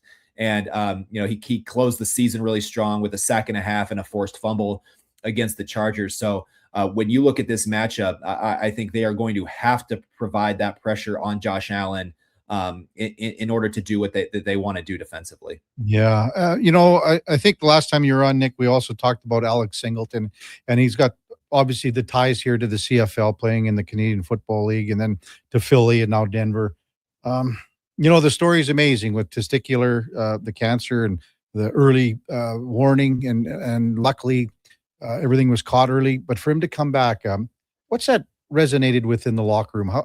What's that story been like for the rest of the team to build on? Yeah, I just think it's hard to put into words, what Alex Singleton means to this team. And you mentioned it midway through the season. Random drug test essentially is what caught these elevated testosterone levels that ultimately led him to this diagnosis of testicular cancer. And so I've just been so impressed with the way that he immediately took the path after that happened of being an advocate for men's health and to inspire people to get these things checked out, and just the general optimism that he has carried through the whole thing. You would never know that he had gone through something like this. I mean, you rarely see him without a giant smile on his face. He has a lot of, he just injects so much confidence into teammates. And so to see him not only, deal with this, but come back so quickly and continue to play really good football for them. It's just been again among one of the cooler stories of a season for the Broncos that's had a lot of them. I don't know where they would be without Alex Singleton on this defense. How did it work, Nick? Like, again, he felt that he was going from, I'm going to get suspended for something I don't even know what I took, to, again, this possibly saving his life. Yeah, I mean, talk about whiplash, right? I mean, just that kind of time, because it came after a game against the Cowboys, that they won, and he gets this letter in his locker that says you've passed this, or you failed this test, and he's like, I have known, like, never put anything in my body. He's very hardcore about about what he uses. Like he said there's no way. And then as you start to kind of like, go down the rabbit hole of trying to figure out what could have caused this, you start to see like, hey, this is a level that gets raised for those with testicular cancer. So they, the Broncos kind of set him up to immediately, get all the testing and diagnostics required to find this. And then, the crazy thing though was he finds out that he has this on a Monday. They're playing the Raiders on Thursday, and they're wanting to get him in surgery right away. And he says, like, I want to play this game, because in his mind, before you go into a surgery, you don't know exactly how it's going to go, that you don't know, to a degree, whether there's going to be any kind of like spread. There's a bit of a real unknown as you go into that. So he said, like, if this is my last game, I want to be able to control how I went out. And he played that game. He had 10 tackles in a game that the Broncos defense kind of lifted them to an ugly win. I think that was the part afterwards that people were like, you got to be kidding me. There's only a couple teammates at that time, like Justin Sternad, his fellow linebacker, knew that he was playing, basically with testicular cancer, on the eve of going to get this surgery, and just was able to put it all behind him and play one of his better games of the season. It's just remarkable. Have you got time for one more, Nick? Or I know you got absolutely. Yeah. Perfect. I just was wondering about usage in the backfield going into the game against the Bills. Jaleel McLaughlin's been pretty decent. RJ Harvey, he can be explosive, catches the ball, as you know, but how do you see usage busting down against the Bills here? Yeah, I think it's going to be kind of all hands on deck when you look at the running game. This is the way that you attack Buffalo, right? That's been their big weakness this year. It's part of the reason that they, finally lost that grip on the AFC East, was that their run defense was 30th in the NFL this year. And you saw in their game against the Jaguars, that continued to be the struggle for them. They gave up 154 yards rushing. I think 3 different Jaguars, including Trevor Lawrence, had at least 30 yards rushing. So I think the Broncos will have a similar formula. They're going to use Jaleel McLaughlin, I think, a little bit more than you've seen him be used in the regular season. RJ Harvey will continue to be a big part of what they do. I think the key for that is finding the right runs for him. And then Bo Nix, we've seen it the last 2 weeks of understanding that, they've been in these must-win situations. They were in those situations that they had to win in order to maintain the number 1 seed each of the last 2 games of the regular season. And those were 2 of Nick's biggest rushing games of the season. I think you'll see that from him again on Sunday. He's not going to hesitate, to pick those up himself, to be that guy. So he's going to probably have, I would imagine, 40 to 50 rushing yards potentially. So it's going to be a little bit of everybody involved, but that is how they have to be able to kind of get the edge on Buffalo. They have to be able to attack that weakness for the Bills. Yeah, and I mean, as you said, Josh Allen, anytime that you got him in the lineup, he's just a money guy, and we saw it last week, no question about that. Nick, I know you got to run. Thanks for coming on. Enjoy the Denver game with the Buffalo Bills and the rest of the slate in the NFL. Thanks for coming on, as always. Thanks so much, Kevin. Talk to you soon. That's Nick Kosmider from The Athletic, covers the Denver Broncos. That's the first game, by the way, when it comes to the divisional games this weekend. AFC, Bills and Broncos, that's a 2:30 start, our time. Texans and Patriots will be on Sunday in the AFC. That's a 1 o'clock start. So it goes AFC, NFC on the Saturday with the 49ers and Seahawks. That's a 6 o'clock start. Then following the Texans and Patriots on Sunday, it will be the Rams and Bears. And again, things a little earlier, not a late game on Sunday. So we're going to discuss Mike Tomlin's departure in Pittsburgh. Again, 3 coaches since 1969. I think the Duke has it in or out. I'm pretty sure he does. I would assume. Duke, you have Mike Tomlin in or out? I haven't even checked yet. Yeah. Attaboy. Well, sort of. But we can talk about it in conjunction. So. Yeah, sure. We can talk about that. And again, you look at how the Bills and the Jags game went down. If there's anything that resulted in the Jaguars losing that game, was how they went away from the run. And they should have just kept pounding the ball. Etienne was there. Lawrence could do it too. And that's what we're going to see. And I would bet that that's the game plan. As Nick just said, it's going to be McLaughlin. It's going to be Harvey. Bo Nix can run. Just keep running the ball on the Buffalo Bills. Keep Allen off the field. Keep moving the chains. I think that's what we're going to see in that game for sure. Text line 833-401-1440. Oh, boy. MTR. If we somehow get a Texans-Broncos championship, what will be the over-under? 25? Well, it would be probably about 35, Duke? Like the Steelers-Texans game was 38. I could see it being similar. Yeah. I definitely think under 40. Barring an offensive explosion from each respective team here in divisional weekend that puts a little more confidence and stock into what they can do putting up points-wise. But you also have to think, like, the Texans scored 2 defensive touchdowns. You have to think that that's at play for both teams, too. Those points count the same in the total, whether they're scored by the offense or the defense. Yeah. When we come back, we'll go in or out. Maybe we'll bring in old Mac the Knife over here for a quick little blab. That's coming up on the Kevin Karius Show on Sports 1440. On AM radio. Plus, we're also streaming on YouTube, X, Facebook, Instagram, and Twitch. Top quality flooring, locally owned, and Canadian products from Beaulieu. Yeah, that's CFI. CFI what? No, CFI. Custom Floors, Inc. From free estimate to professional installation, contact Custom Floors Inc. at customfloorsinc.ca. Hi, Mike here from Northgate Chevrolet Buick GMC. Happy New Year. I just wanted to take a moment to say thank you. Thank you for everything in 2025. With your help and your support, we fed almost 500 families. We donated to various charities in the Edmonton area, and we're going to do it again in 2026.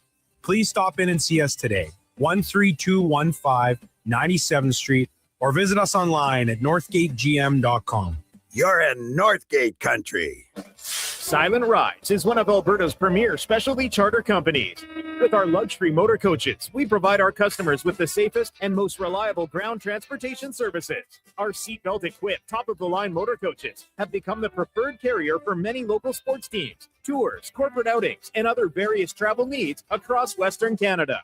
For more information and to request a quote, contact sales at 877-748-0991. or visit silentrides.ca. Get the lowdown with Low Tide. Weekdays from noon to 2 on Sports 1440. He's seen it all and then some. From stats to stories, he breaks it down like no one else.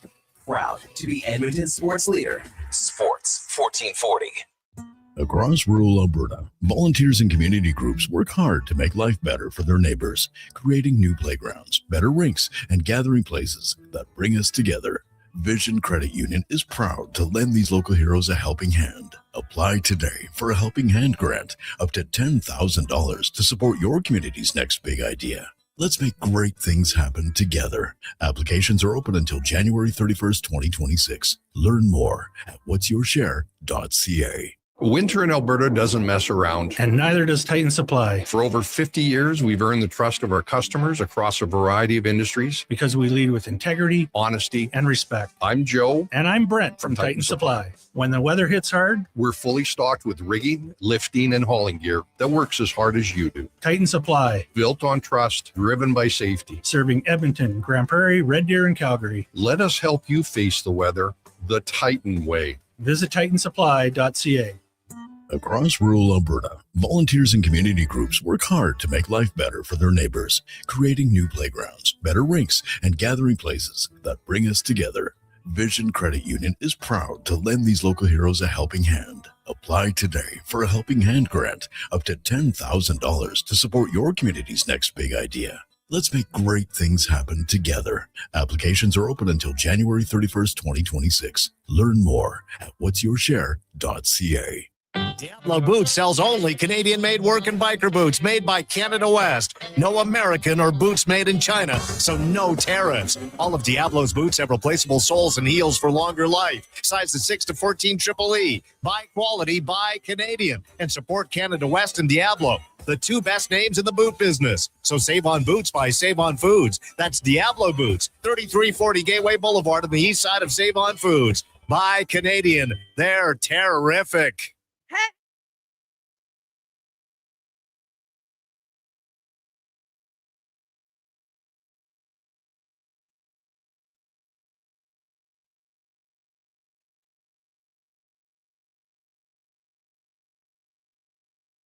Just in time for the morning skate. This is the Kevin Karius Show on Sports 1440.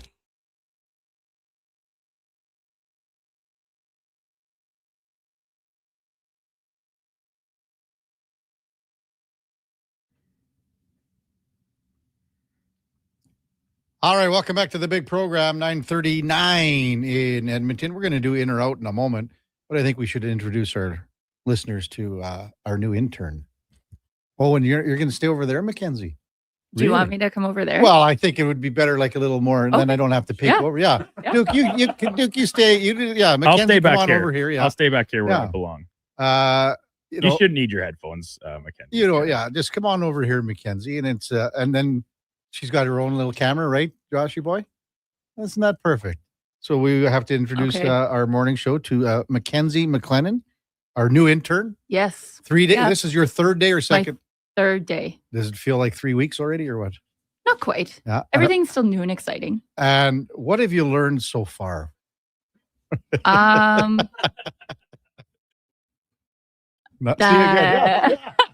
not nothing. Yeah. That not everything is done the way that they teach it to you in school. Yeah. Well, it's different. Yep. It's different. The bullets are flying. Okay. I've been giving nicknames to everyone around here for a long time. Started with the Duke. Did it not start with the Duke? And Duke and I, if you don't know the story, we met for about 20 minutes at the photo op thing we did. For the headshots for the website. And then we met for like a half an hour at my house, I guess it was. Yeah. And then we went on the air, which is technically unheard of. Yeah. When you're doing a 4-hour show. So we were finding our way for a little while, and I think we're kind of doing okay. But I gave the Duke the nickname. So Mackenzie McLennan, what's your middle name? Catherine. Catherine. Yeah. Well, what's wrong with that, Duke? What if it was an M? Just Aaron, when you want to ask her for her SIN number next on radio? What if it would have been something like Madison? Then it's easy. It's 3M. Duke. Has anyone asked you if Yes, your middle they name ask is it all the time. Clark? No, with a K? they think it's Terry Ryan just called me that the other day. KKK. So I'm going to work on this one. Like, I mean, Mike is out. Big Mike is out. Thank you. Thank you. It could be, Mac is somewhere in there. But so you said people were in your past called you Mac? Yep. Okay. Big Mac. I feel like that one's too easy. Okay. I'll work on something here. Not to like shut you down, but Yeah. Okay. Well, we'll do some rapid fire questions here. So where do you live? okay. In Edmonton, Do you have a house? I rent. What, where's your, oh no. You know what this was? So here's the best. You went off script here because these are all the questions from Uncle Buck. When Uncle Buck is interviewing. Well, actually, Macaulay Culkin's interviewing, and it says, "Do you have a house, apartment?" That's supposed to be the answer. Owner rent. Owner rent. Oh, rent. Yeah. Rent. What do you do for a living? This. Okay. Although I don't make any money. Where's your doing it. office? Here, I guess.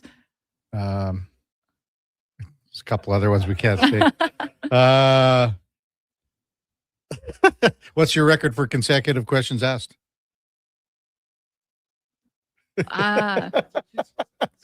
It just doesn't work anymore because the questions don't work.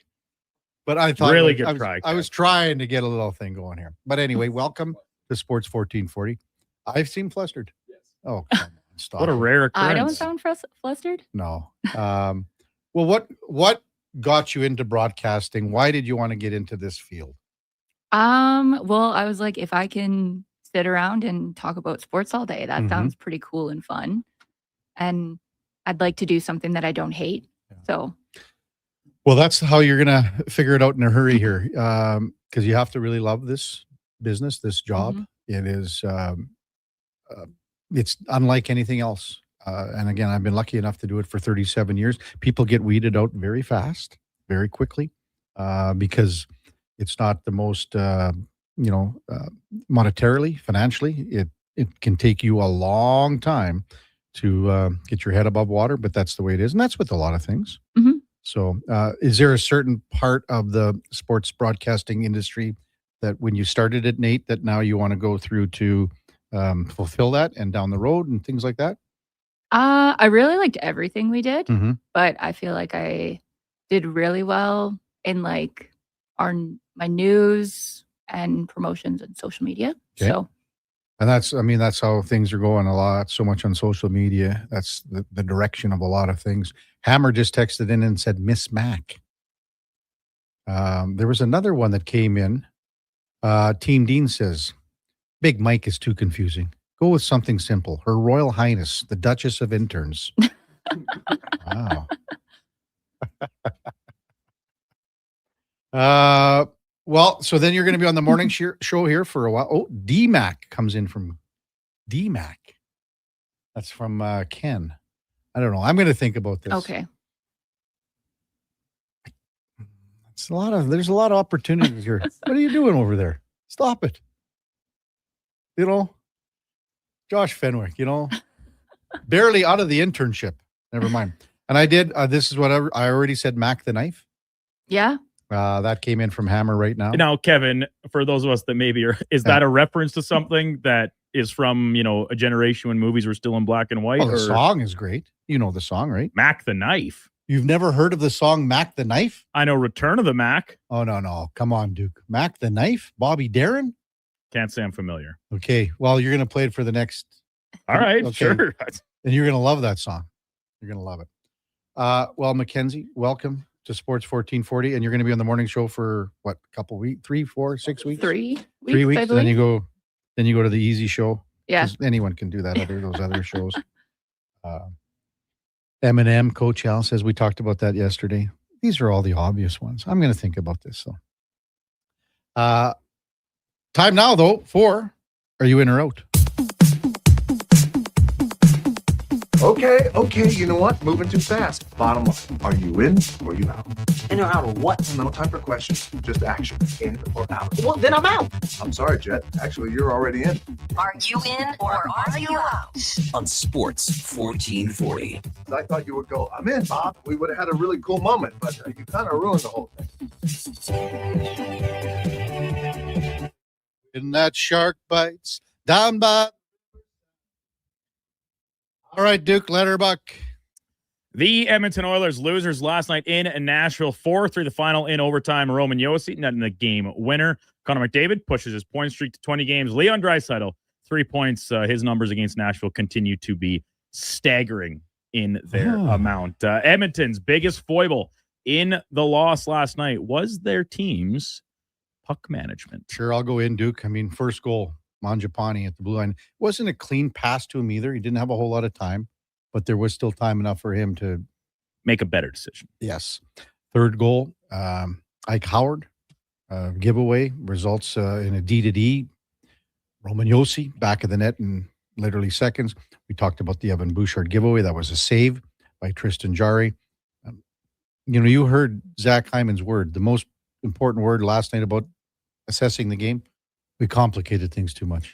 Yeah. So they, instead of simplifying things on a back-to-back, they complicated things too much. And I get it. Like we kind of just had this discussion when the Evan Bouchard topic came back up again, right? Like the risk reward factor of high-end players trying to make high-end plays. They don't always work. In a game like last night, back-to-back, a good team, like one that's playing much better than they were earlier in the season, and a goaltender that's clearly on his game for the night. I thought Leon Draisaitl has showed a lot of the prayer passes through the middle of the ice, and a little bit of a deference from shooting the puck when you're. I'm not necessarily in favor of, like, the Hurricanes are a shot volume team, right? They'll fire the puck from anywhere, even if it doesn't necessarily have a chance to go in. They're okay with getting pucks on net and hoping the goalie boots one out or flubs it, whatever. I don't know if I'm necessarily in that camp, but to give up opportunities when you are a premier scorer in a scoring position, I still think that bites the Oilers at times. And we've seen a guy like Connor McDavid get away from that. He's been much more shot heavy this year, especially on this recent run. The dominance is evident. So yeah, I thought, like, between the turnovers and just a little bit of trying to get too cute with it at times, really cost them in last night's game. I mean, special teams were great. 2 power play goals. PK was perfect. Their 5-on-5 play was Left not a little very to be good. desired. I mean, Leon's line was okay, but I looked at, again, there was a lot of those back passes, the spinoramas. Leon had one of those long ones there. And again, just simplify things. Simplify it. Yeah. Tristan Jarry made his return to the lineup after just under a month away with injury, which means the Oilers now have 3 goalies on the NHL roster, and it creates a little bit of a complication on what to do, because Cal Pickard would need to go through waivers to be sent down to Bakersfield. Connor Ingram, for a few more days, remains waiver exempt to go down to Bakersfield. And I do think the best roster management of your available assets is to return Connor Ingram to Bakersfield for the time being. I'm going to be out on this one. I just want to see Connor Ingram continue to see the real bullets here. I don't want to see him playing in the AHL. I want to see him playing against the best players in the world. I don't want that happening. I don't see that happening down in Baco, because it's not going to happen. So I understand you're going to have a crowded crease here for a while. To me, the more important part is to keep Ingram on his game for the 3 weeks that the Oilers are going to be off here. And that is a big motivating factor in my point here. That is this going to be a bit of a step back in theory for Connor Ingram for the next few weeks in playing an AHL schedule, as opposed to, as you say, facing the NHL bullets?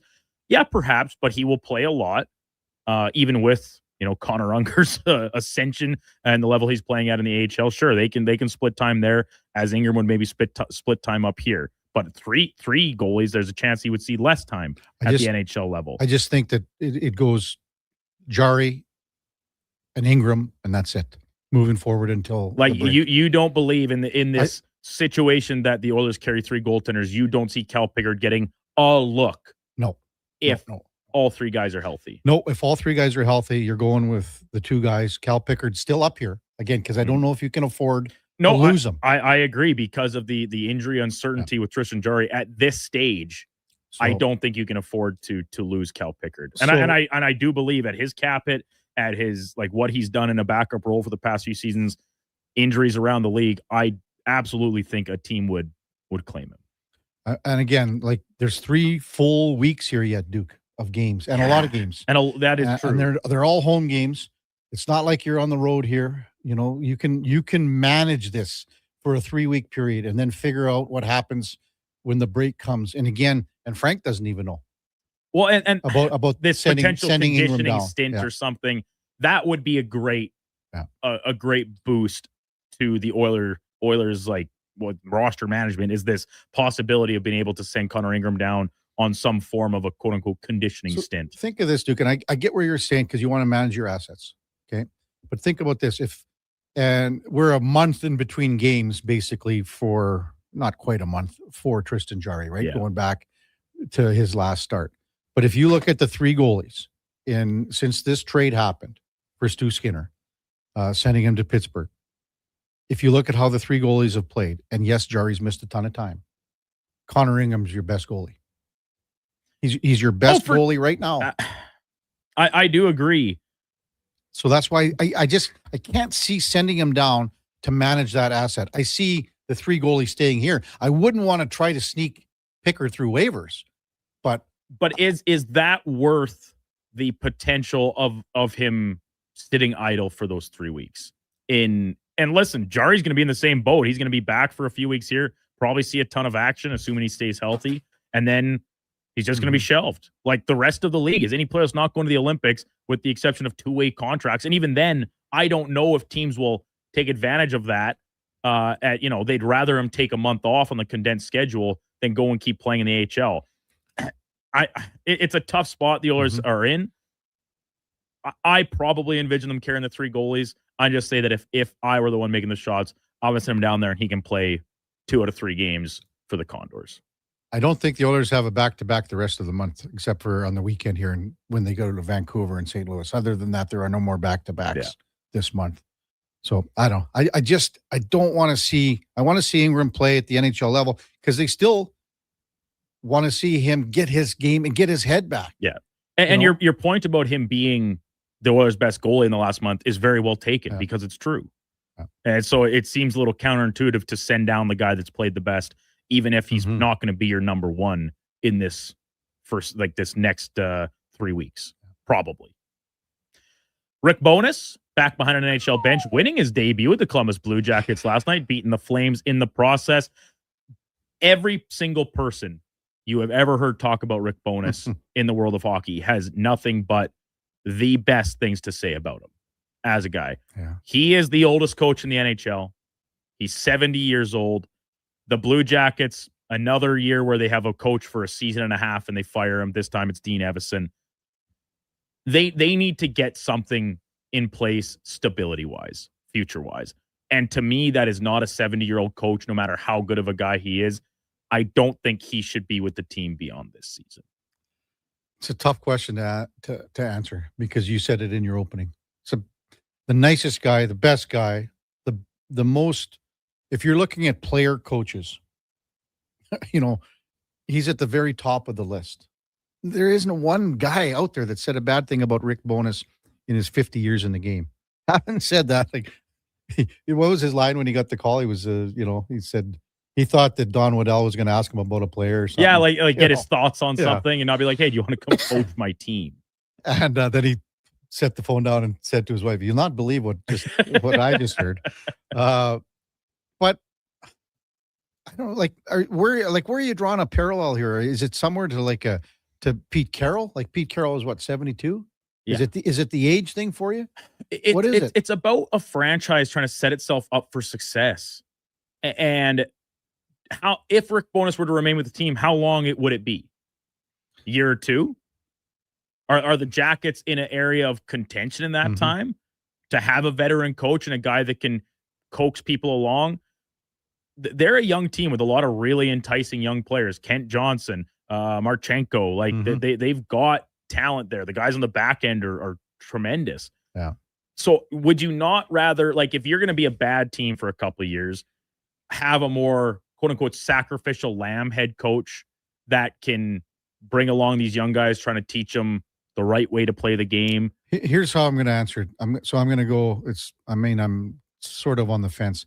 If Rick Bowness wants to come back next year, it's his. Yeah, I suppose that's fair. And I'll be honest, I think that's probably what they would do, like, as a team. Yeah. But if Bowness spends the next 4 months with this team and was like, it was a lot easier going on a Sportsnet or TNT panel a couple times a year and chatting about the game, and then the rest of it enjoying retirement as a guy that's been in the game my entire life and is 70 years old. Mm-hmm. Time will tell. But I just think for the Jackets as a franchise, they would be better suited to pursue other options moving forward. Yeah. Over to the NFL, a little bit of a similar situation, albeit not the age factor. Mike Tomlin, no longer the head coach of the Pittsburgh Steelers, stepped down yesterday. This is a guy that this will be just the fourth new head coach for the Steelers since the mid-50s. 69 was Noel, and then Cower, and then Tomlin. Yeah. It's amazing. And I mean, Tomlin had 193 or 94 wins. The regular season record, never finished below 500. Noel was 192. Yeah. And Cower was somewhere in the middle at 150. I mean, it's amazing. It's crazy. And this point is exactly it. If you're someone looking for a head coaching job, I think the Steelers now become the most sought after job in the NFL for one thing that does not exist in sports at a coaching position. That is stability and security. Every coach is hired to be fired unless you work for the Pittsburgh Steelers. You are hired to eventually be told to walk away or walk away at your own accord. I think this is the most, like, the Steelers, we talked about it yesterday.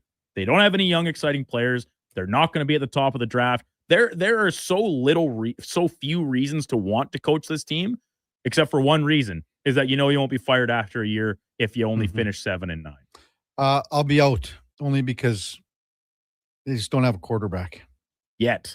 So, Kyler Murray, Tua Tagovailoa. I'll still go. It's Baltimore. I'll say Baltimore's the number one landing spot. All right.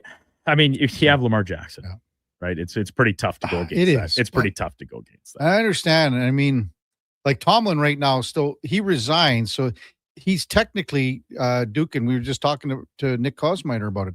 Like Sean Payton, pardon me. Look what happened to him in New Orleans, right?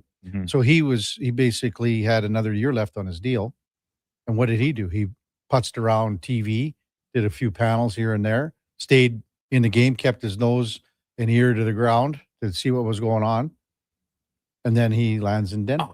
So this is the same thing with Tomlin. Like Tomlin's not, I don't think Tomlin's surfacing anywhere next year. So I'm inclined to agree with you, because it does seem like we saw Vrabel do the same thing, right? Kind of surveyed the landscape, says, I don't know if any of these are right for me, and waited a year and automatically became the top name in the cycle. The difference, I think, is there are now 9, call it 8, it's not obviously not going back to the Steelers, other head coaching jobs available. And this is not a year of the coaching carousel that there is a bumper crop of up-and-comers or other names out there. A couple of names have become available because of this, like Harbaugh, like Mike McDaniel, that are previous head coaches that could get a look again. Kevin Stefanski, of course, as well. Like there's just so many teams desperate for a head coach. I do think Tomlin could land somewhere in this cycle. I think there's just too many openings out there. I can't remember the compensation that New Orleans received, because they did receive some compensation when Peyton went to Denver. I can't remember either. Was it a mid-round draft pick, a compensatory pick of some variety? Like a guy like Josh Fenwick could be on that, but we'll see. We'll see. Yeah. He's still watching the overtime of last night's game, trying to find Tristan Jarry's alleged injury. Just signed on to Sportsnet Plus. Never mind, dude. Yeah, I feel bad for the guy. I called him a poor boy because he doesn't have Sportsnet Plus, and out of spite, he came and just bought himself a new subscription to the program to watch every Oilers game on repeat all season long. You're not an intern anymore, Josh. You have a job. You get paid to be here. Spend that money well. I know. That's what I'm saying. How much was it? Expensive. What? You're kidding me. You can write that off, though. That's a write-off. It's a write-off. Yeah, Don't you worry. can It's a write total that off. write-off. Total write-off. Lastly, today is National Dress Up Your Pet Day. And Kevin, I Oh, thought this boy. might really ring home for you. You got your little doggy there at Sammy, home. yeah. Sammy. Yeah. The only clothes you should ever be putting on any pet is the little shoes you put on them when you're going out when it's minus 40. So their feet don't stick to the ice or rip their pads off, whatever. I don't know what the purpose of those fully is, but that's the only clothes you should be putting on your pet. Sammy doesn't like those things that you put on the paws. I don't think most dogs do. Yeah. Oh, I don't think pets like you putting a little bonnet around their head to take pictures of them and post on Instagram. Well, did you see what Sammy was dressed up as Halloween, Duke? No. As a pirate. I got to find the picture. I'll send you the picture. It's just, by the way, we use that musher stuff on the paws, Duke. Like, what is that? Some It's sort like of like paste you put on them so they don't stick to the just to keep to the paws. cold? Yeah, yeah. Just rubbing up your pet's feet in Vaseline, essentially. Yes, I'm in on this one, and I have no say in a lot of things in our house. And Laura does whatever she wants with the dog, and the dog likes her more than me. Well, of course. And she likes the dog more than me, too. Also, of course. Which is not hard to do. But I mean, some of these costumes, holy cow, Duke. Although I will say that Sammy looked pretty good as a Buccaneer. Sure. He looked really good. And that's the thing.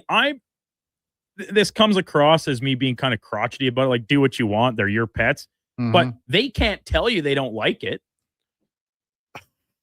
and it, like, to me, when people are doing it, yeah, it does look pretty cute and adorable and funny a lot of the time. But it is for no purpose other than for your own gratification on social media or wherever.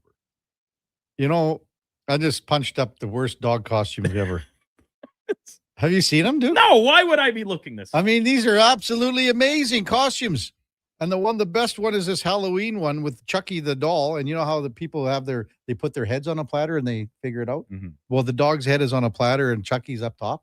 Oh man, this is good. I gotta get now this you're just racking up new ideas for next Halloween for poor Yeah. Sammy. Oh man, that's the one we gotta get. I like that one.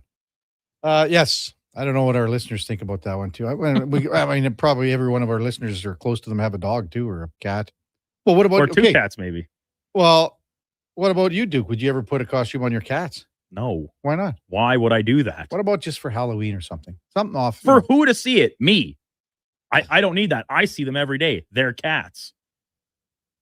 I think Laddie will be in on this one. I think he's going to go. He'd like to see your cats dressed up. Yeah. Well, keep dreaming, laddie. Ain't happening. Good stuff, Duke. When we come back, I don't know. We'll hear from someone. Aaron Portslide from The Athletic will be with us at 10:20. We've got it's a little different with no David Schlemko today, brought to you by Cougar Paint and Collision, powered by Cougar Paint and Collision. Our family helping your family for over 40 years, part of the NAPA certified auto body program, cougarcollision.com. As we mentioned, Aaron Portslide from The Athletic will be with us, has covered the Columbus Blue Jackets for a lot of years. Get his take on the hiring of Rick Bowness, departure Dean Evison, maybe how long he thinks this will go. I'll probably read him the same question that the Duke had in or out.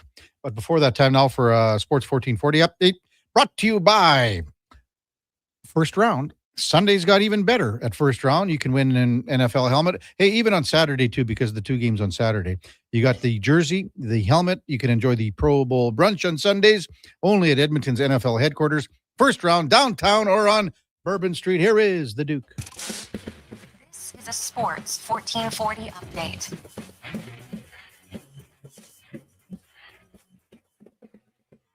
Four games on the NHL schedule tonight. The Devils welcoming the Kraken to the Rock. Elsewhere, Flyers in Buffalo. Senators take on the Rangers from MSG, and the nightcap Pacific Division matchup between the Golden Knights and the Los Angeles Kings. Montreal Canadiens coming to terms with forward Alex Texier and a 2-year, $5 million extension announced earlier this morning. 26-year-old signed with Montreal earlier this year after being released by the St. Louis Blues. Edmonton Oil Kings back at tonight, kicking off a home-and-home with the Medicine Hat Tigers. Puck drop coming at 7 o'clock from Rogers Place, and in the PWHL this evening. Lone game, Toronto Scepters in Boston to take on the Fleet. On the hard court, 7 games total. The Raptors back at it. They're in Indiana tonight, to take on the Pacers. Tip-off at 5 o'clock from Indiana. Sixers hosting Cleveland, Utah in Chicago, New Orleans playing Brooklyn, Denver going up against Dallas, Kings host the Knicks, and the Wizards are in LA against the Clippers.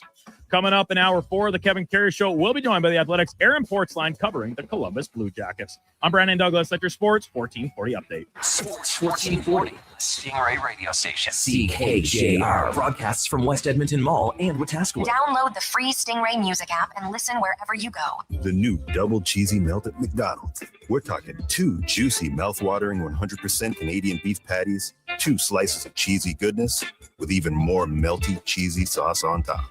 Topped with pickles, then crispy and grilled onions. The way it all comes together, you don't just eat it, you melt into it. The double cheesy melt, only at McDonald's. For a limited time only, at participating McDonald's restaurants in Canada. At Fountain Tire, success is a team effort. They're committed to their team members and their customers. And that means treating your vehicle like it's their own and finding solutions that suit your needs. Because whatever the road brings ahead, they're on it with you. Visit fountaintire.com today. Come for Canada's largest trade shows, the biggest names in entertainment, exhilarating sporting events, and more. And stay for the experience at the Edmonton Expo Centre. Looking for the perfect place to host your next big event? From trade shows to galas, meetings, and concerts, the Edmonton Expo Centre has the space, event expertise, and service to make your next event unforgettable. With over 522,000 square feet of flexible event space, in-house catering, and operational expertise, they bring your biggest vision to life. Learn more at edmontonexpocentre.com today. This hockey season, before every game, check out the pregame show with Andrew Walker on Sports 1440. It's brought to you by Titan Supply, your only source for rigging, lifting, and hauling products. Visit titansupply.ca. At Cougar Paint and Collision, their family-first approach makes you feel like part of the clan. We care about the shop because it's our name on the sign. And when you own a business, that is so important to remember that everyone you're dealing with is a human being and they're going through something, whether you see it or not. What will make people choose you is how they feel when they leave your shop. People need to feel important. They need to feel heard. I think that sets us apart. It's really, really important. Cougar Paint and Collision, our family helping your family. Legacy Heating and Cooling sucks. Yeah, Legacy can now suck your ducts with professional duct cleaning, furnace cleaning, and dryer vent cleaning. Call Legacy. Call Legacy. When you need the filth sucked from your air ducts. Call Legacy. Call Legacy. When you want cleaner air for your family. Call Legacy. Call Legacy. Legacy now offers air duct cleaning. Book in today. Just call Legacy.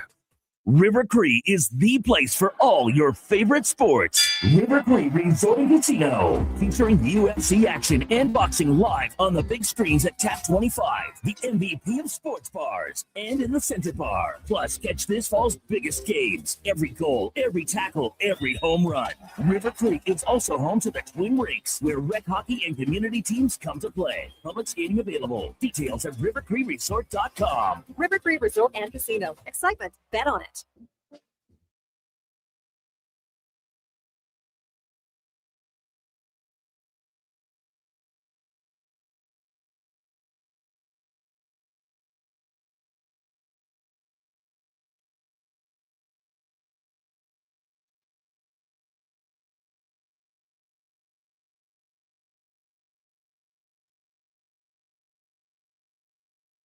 Have your sports curiosity cured with the Kevin Karius Show. This is Sports 1440.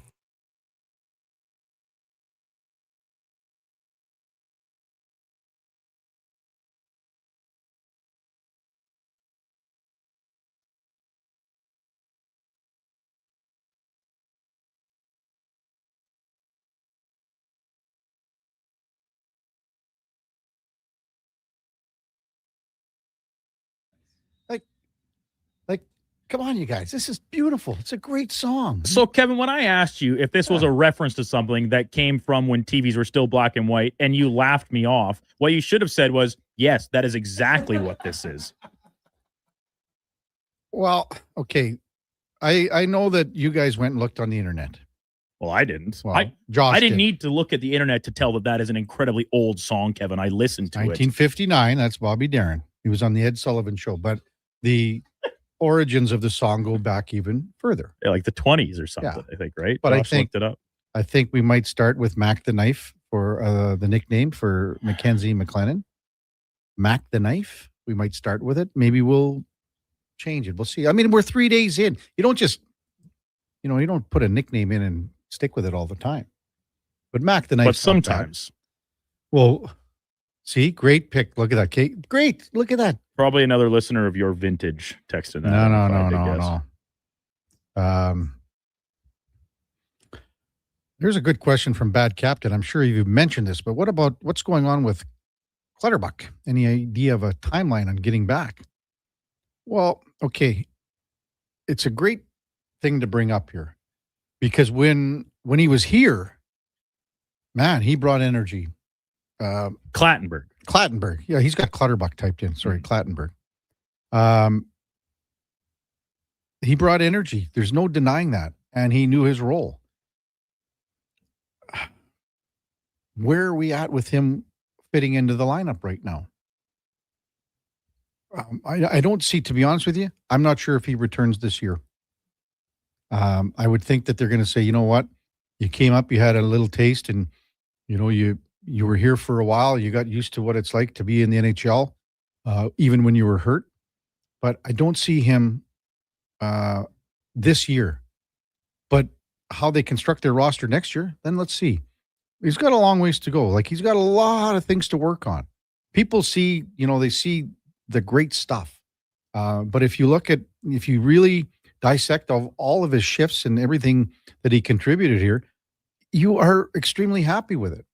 But you want to still develop the player. Let him go down and let him play. Get him going. And then I know people are going to say, well, once he comes up, he's not going to play here anyway. Well, he is going to be settling into a fourth line role. And I've said this a million times on the show.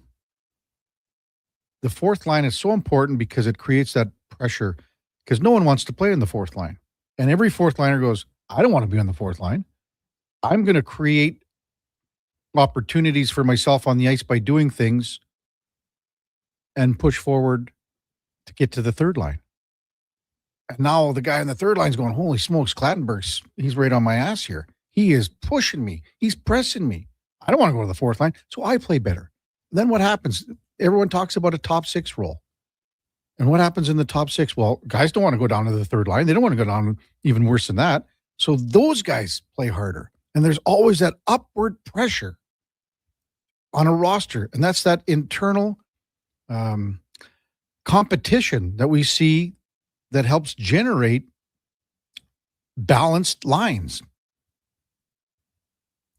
Obviously now Clattenburg is just like everyone. Clattenburg, Frederick, get rid of him. Clattenburg over Janmark. You just said, Kevin, you couldn't see him where he fits into the lineup. Well, the text line just gave you about 8 different options of players he could replace in the lineup. Realistically, I agree with you. Okay. We know Frederick has a no move. So Craig and Red Deer, it's not happening. Sorry. Picasso, Clattenburg over Janmark. No, it's not happening. Sorry. You have to, when you type something in and you send it in, think through it. Like these replacements, they aren't not happening. Yeah, lots with Frederick. And again, Frederick has a no movement clause. He's not going anywhere. He's not being sent down. He can't be waived. He has to find his way out of this. And he played a pretty good game in Chicago. Did he fall back a little bit last night? Well, the whole team did. But I'll say this one thing about that is that when you're in a position like Frederick, you don't have a lot of time here to do it like bring your level of play back down from where you set the bar like you did in Chicago. It has to be at that level every night. And that's the simple fact. Thanks for the text on that, 833-401-1440. When we come back, Aaron Portzline from The Athletic covers the Columbus Blue Jackets, the coaching change, the win last night, and where are the Jackets moving forward? You know what? They're not that far out of a playoff spot when it comes to the Eastern Conference.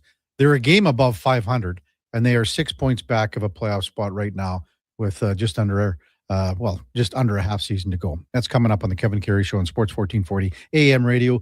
We are also streaming on YouTube, X, Facebook, Instagram, and Twitch. Whether you need bodywork, paint touch-ups, or anything in between, the family at Cougar Paint and Collision takes every customer issue to heart. We've had a lot of really good customers over the years. One guy, he would bring in everything and he would just expect us to be able to kind of fix it. It didn't matter what it was. And one time he brought in his washing machine. The only thing that was wrong with it was the drum was rusted out or something. Yeah, he wasn't going to replace it. Yeah, we had to weld it up. Anyways, he was a nice old guy. Cougar Paint and Collision, our family helping your family. Remember 2025? That's so last year. But seriously, St. Albert Dodge needs to clear some 2025 models off the lot to make room for new inventory. So they're having a huge clear out of all the remaining new 2025 Jeep Wrangler Saharas. The Sahara package is the best seller, so they have a great selection to choose from and priced from as low as $59.9. I don't have to tell you, these are going to go fast. So get there before they are gone. Just head up the trail and see how easy it is to do business at St. Albert Dodge. This is Andrew Walker, host of the postgame show on Sports 1440. After every hockey game this season, tune in and chime in as we talk about the game. It's all sponsored by Legacy Heating and Cooling. Don't get left in the cold. Visit legacyheating.ca. When the ground freezes, you wonder how anything can get done. And instead of staying outside in temperatures that would make a polar bear cry, you head inside where it's toasty and warm. But that's not what GS Construction does. Because while the ground freezes above, we plan below, rebuilding and revitalizing the systems that keep our communities working year after year. Now, don't worry. GS Construction promises to do everything safely and efficiently, and we'll wear our extra warm clothing outside. For more on what we do, visit gsconstruction.ca.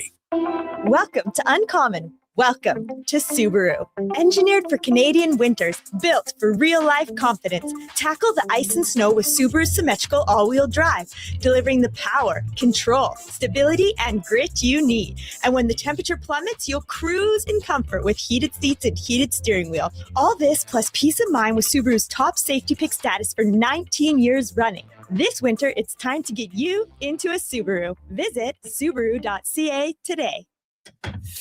Every morning, you look in the mirror and see less of yourself. Hair loss can feel like losing a part of who you are. But it doesn't have to be that way.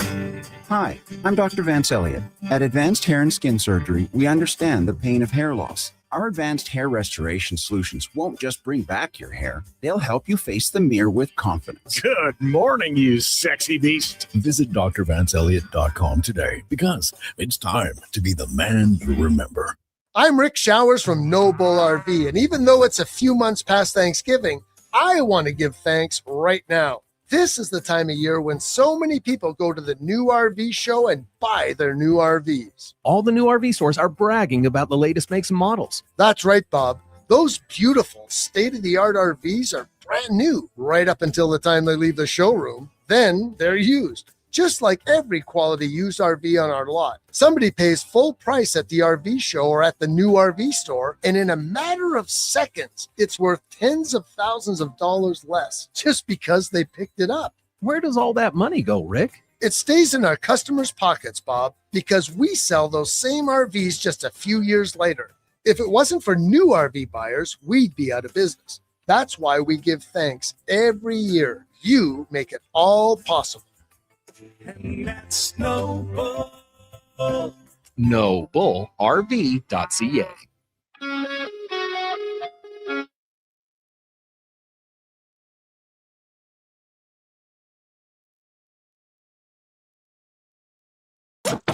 Stories, guests, and insights. This is Sports 1440 and the Kevin Karius Show.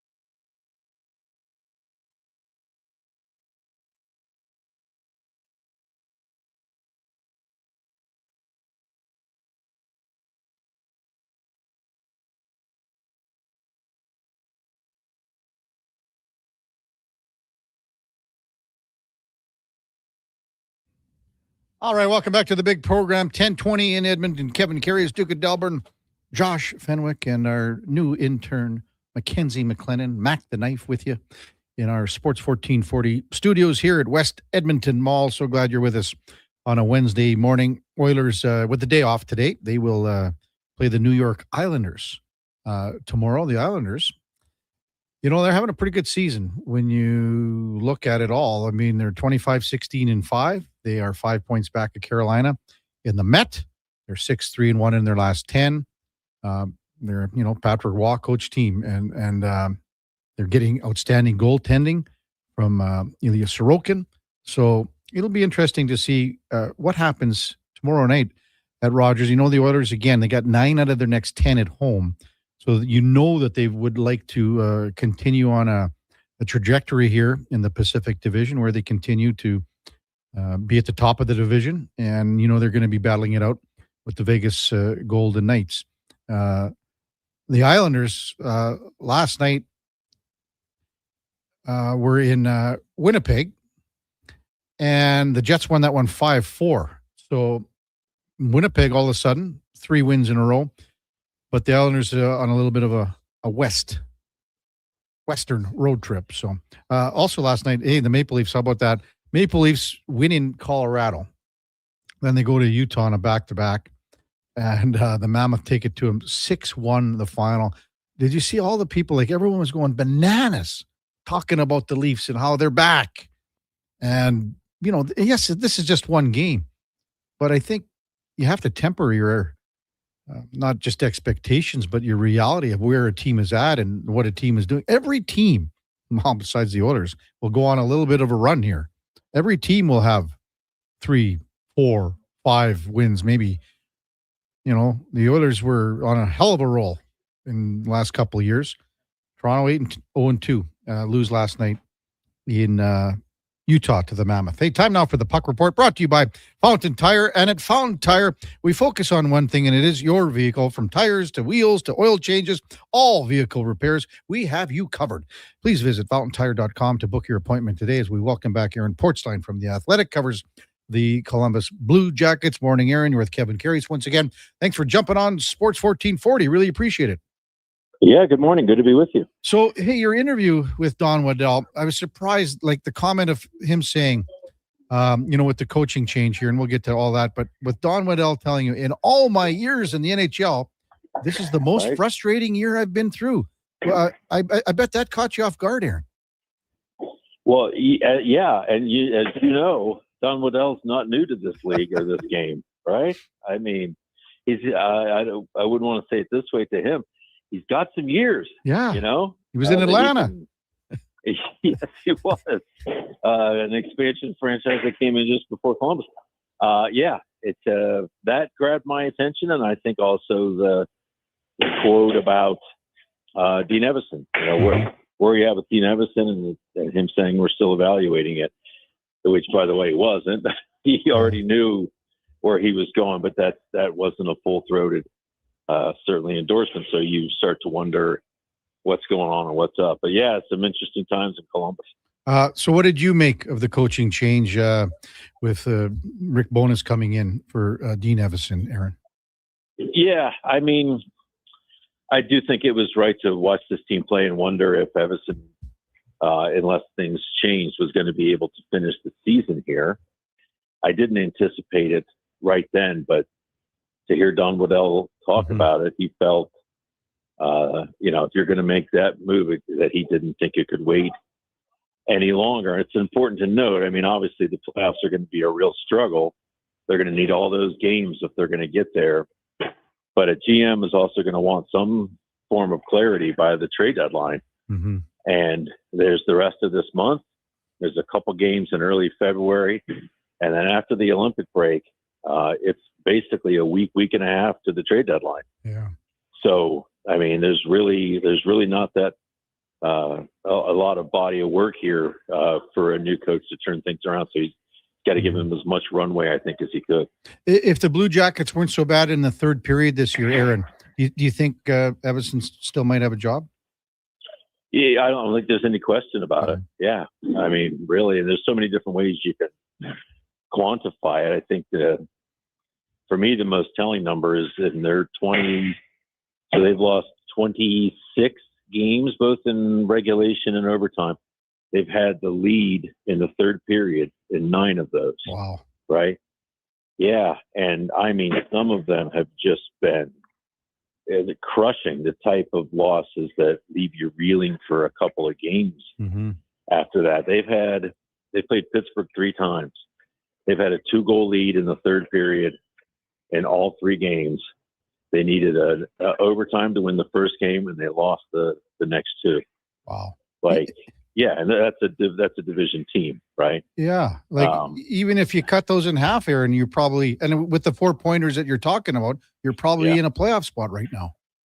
Yeah, or a team's going to lose games like that. It does happen to everybody, one or 2, sometimes 3 a year. But say if from those 9 games, if the Blue Jackets had 5 more points, they might be in that wild card spot right now. But they aren't. And so the reality of the situation is something had to change. And frankly, it didn't feel like there were a lot of answers coming out of the room other than need to get more puck luck, need to get some bounces, right? And not a real strategy for a way to turn this around. The Athletics' Aaron Portzline, our guest on the Kevin Karius Show on Sports 1440. What do you think the biggest difference will be with Rick Bowness moving forward as opposed to how Dean Evason handled things? Yeah, it's a good question. I think one thing that we've started to see already is a level of communication. Evason's, I'm not saying he was wrong, but Evason's philosophy was that everybody on the staff is everybody on the staff. So if an assistant coach is dealing with a player, that's an extension of the coach. And I don't think Bowness sees it that way. We saw him last night already pulled up next to Charlie Coyle in the dressing room after the game and have a private conversation. He's talked about, look, the young players here, these are the ones that are going to guide it. The Fantillis, the Kent Johnson. Yeah. And he's talked about a daily meeting with them, which I do believe we got to be careful because we're not in the room, but I do believe that would be beyond what either of those players, I should say, has experienced to this point. So I think it's that. I think it is a demand to finish checks, play faster, pep up the energy. And this team, if you remember last season, I know they did make the playoffs, so a lot of teams sort of lost sight of these guys. They missed it by 2 points, but this team played hard last year. Every game, finished checks. That was never in doubt. And this year's team just hasn't quite had the bite of that team. The play in front of the space in front of the net has been easy real estate, pasture, really. And they've got to get back to making that a difficult area.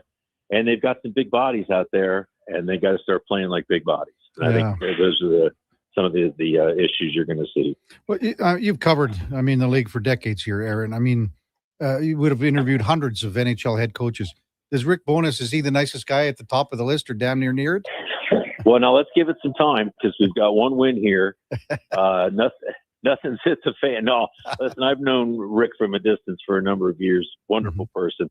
You know who he reminds me of? Not how he looks, not how he talks necessarily, but certainly the words he uses and the way he thinks this game should be played is Ken Hitchcock. Okay. I think those guys could sit around the corner of a bar and you could have a hell of a time just listening to them talk about how hockey should be played, on your toes, aggressive, pushing, confrontational. I think they like big players. I think when in doubt, they like big.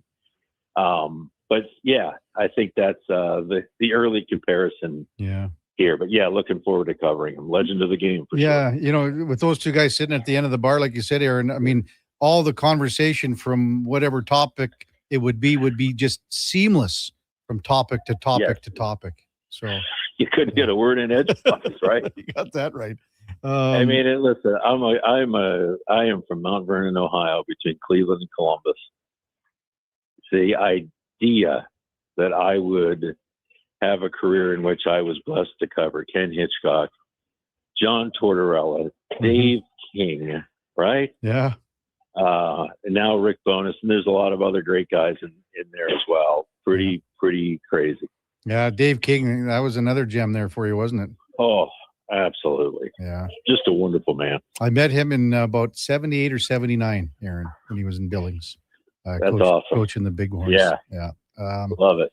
You know, Love it. the more I watch Zach Werenski, Aaron, and I mean, would pale in comparison, pardon me, to the games, the amount of games that you've watched.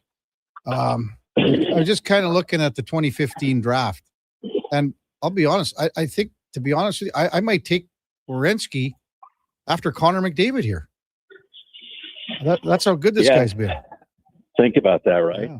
And the irony here, they were trying to trade up to take Noah Hannafin. Wow. You know, it's weird how the draft works, isn't it? Yeah, and Hannafin went 5 to Carolina. Yeah. Yeah, he is a special player and has really bloomed. He would tell you that a lot of it started with John Tortorella. I think the next level of elevation for him was last season. I think he really committed himself the off season before. Yeah. And you know what? He's had some experience now, a lot of experience with some of the elite players in this game. 4 Nations last year, will be in the Olympics this year. To be around those players, to see where they're at, I think he has held himself to that level, not trying to be the best Blue Jacket, trying to be among the elite players in the game, and I think he's there. Yeah, you know, I was at that draft, Aaron. I'm not sure if you were there back in 2015 in Florida. Yeah, and right. it was all McDavid and Eichel, you know, and Dylan Strome got a little bit of love in the Leafs with Mitch Marner, and you mentioned Hannafin. But I'll be honest, I don't recall Werenski having there. Yes, there was talk about him, but not to the extent of where we are now, where he is a premier defenseman and he's going to be one of the very best, and you know, right in the Norris Trophy conversation, right behind Makar in my mind. Yeah, finished second last year. Yeah. And you know what's cool is you remember he went to Michigan for a year. When he was done in Michigan, the Blue Jackets asked him to sign a PTO, and he went and played in the American Hockey League before his NHL contract kicked in, and won a Calder Cup. Incredible experience for him, right?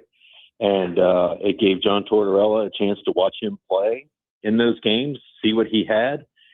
And when he arrived in the NHL as a 19, 20-year-old, it was John Tortorella saying, "You're the rover. You are a rover. We want you to create, carry, be dangerous, be responsible defensively, but be creative." And he was off and running. Yeah. Hey, just to comment on Jet Greaves, how well he's played this year, and what are they going to do with him contract-wise here moving forward, do you think? Yeah, great story. A really great story. And I'm hoping to write a larger piece on Jet. Came to the rookie tournament as a invite. Came back the next year as an invite, undrafted out of Barrie. The Blue Jackets signed him to a minor league contract. They had a ton of injuries at the top. They were worried about being exposed and not having a body to call up if they needed it. So they signed him to a 2-way. And everything they've put in front of this player, he has not only gobbled up, but said, "What's next?" And I think there's always been doubt there for everybody. 6 feet tall. When I started covering the league, that used to be tall enough. And people worry about it now. It took him until this year to become the guy, and he had to outplay Elvis Merzlikins early in the season to get there. There is a sense of calm with him in the net here.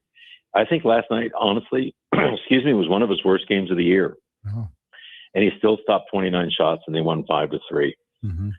He is very smooth, very calming, and that is such a contrast to Merzlikins, who kind of brings his own matches to the campfire, if you will, and doesn't always calm things down, but gets things a little bit more excited than they need to be.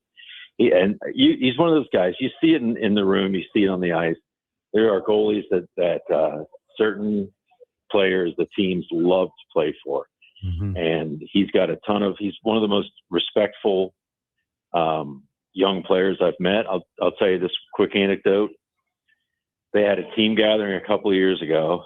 Jack Greaves, out of the corner of his eye, sees John Davidson and his wife sitting at a table. And it took him an hour to get up the courage.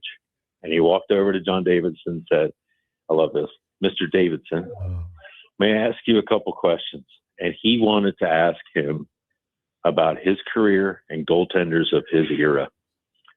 And they proceeded to have a 45-minute chat. And I think I'm right to say, I think John Davidson enjoyed the chat more than Jack Greaves did. Oh, that's just a hell of a story. He studies the game. He is a history buff. He's a chess player. He's a very thoughtful young man. And one of the rare guys, this isn't necessary, but one of the rare guys that thanks everybody for the questions after a media scrum. Just a natural setting for him. So if it sounds like I'm rooting for him a little bit, I'm not supposed to be, but I know players in their room feel like he is their guy, and they want him to be the guy. Unreal. So contract-wise, I mean, I'm looking, if you look at age and numbers and games and things like that, I mean, he's not at the level of experience of a Dustin Wolf, but Dustin Wolf got a big contract here. Are we looking at something? Right. What are you thinking here, Aaron? Well, I think it'll be an interesting summer. He's clearly their number one, right? Number ones get paid. He's on pace to play 55, 60 games. That's a workload, right? His save percentage, I don't know what it is right now, but I believe it's in the 907, 908 range. Bang on. And his advanced stats are among the best in the league. Like literally top 5 expected goals against, save percentage and such. So he's got an argument, and I think he's put together a body of work where they maybe finally, and I'm not saying this just about them, but people from around the league have begun to trust him. Wow. Hey, Aaron, thanks so much. You guys got the free bingo space on the card tomorrow, I guess, with the Canucks in town. Eh? So. Oh, no, don't say that. Don't say that. Yeah, they're actually in town right here today. I think they're skating. Good stuff. As always, thanks for coming on, Aaron. Really appreciate it. Take care. We'll talk soon. Yeah. Well, thanks for having me. My pleasure. Aaron Portzline from The Athletic covers the Columbus Blue Jackets. Yeah, we're looking at decades of covering sports in Ohio for Aaron Portzline. And the Puck Report brought to you by Fountain Tire. And again, we focus on one thing, and it is your vehicle. Plus, we've got the digital vehicle report. Check it out at fountaintire.com today. Jet Greaves is an interesting case study, is he not? The age he's 24. Same age as Dustin Wolf. So prior to this year, where Dustin Wolf came in and had 70 games with the Calgary Flames. When you look at it after this season, and Aaron Portzline said, what's he going to be playing this year? 55? Well, when you add up all the numbers, they're similar as far as games played. The goals against is going to be in that ballpark. The save percentage is going to be in the ballpark. Now, did the Columbus Blue Jackets have the same faith as the Calgary Flames had when they signed Dustin Wolf to a long-term contract, excess of $7 million a season? What are you going to do? Don Waddell. The ball is in your court. When we come back, we will wrap up the show. Kevin Karius, Duke of Delburne, Josh Fenwick, and Mac the Knife on Sports 1440 AM radio. We are streaming on YouTube, X, Facebook, Instagram, and Twitch. Hi, Mike here from Northgate Chevrolet Buick GMC. Happy New Year. I just wanted to take a moment to say thank you. Thank you for everything in 2025. With your help and your support, we fed almost 500 families. We donated to various charities in the Edmonton area, and we're going to do it again in 2026. Please stop in and see us today, 13215 97th Street, or visit us online at northgategm.com.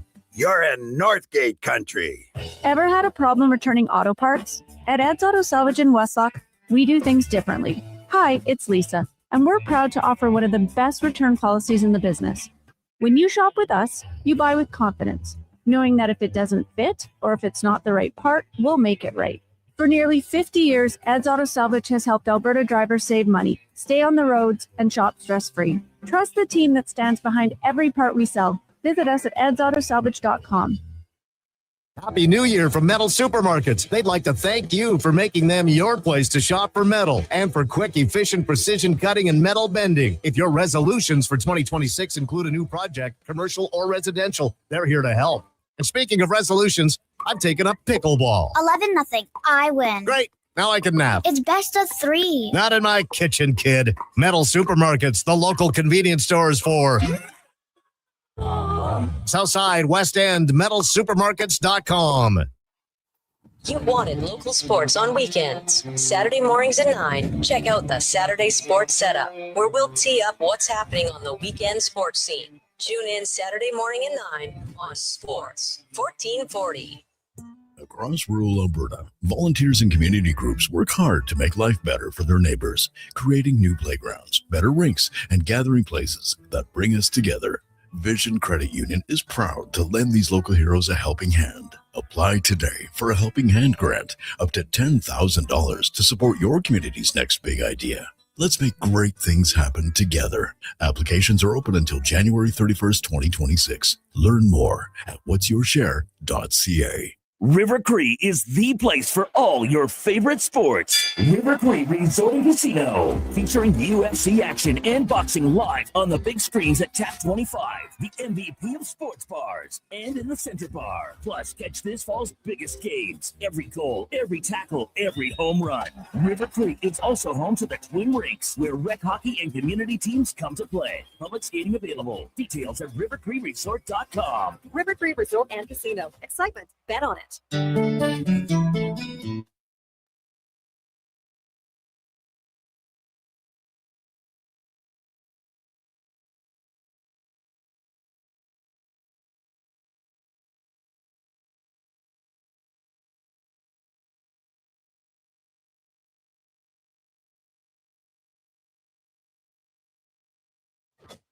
The Karius Show, breaking down Edmonton's favorite teams, even though his favorite Junior A hockey team is the Yorkton Terriers. Thanks for checking in with Sports 1440.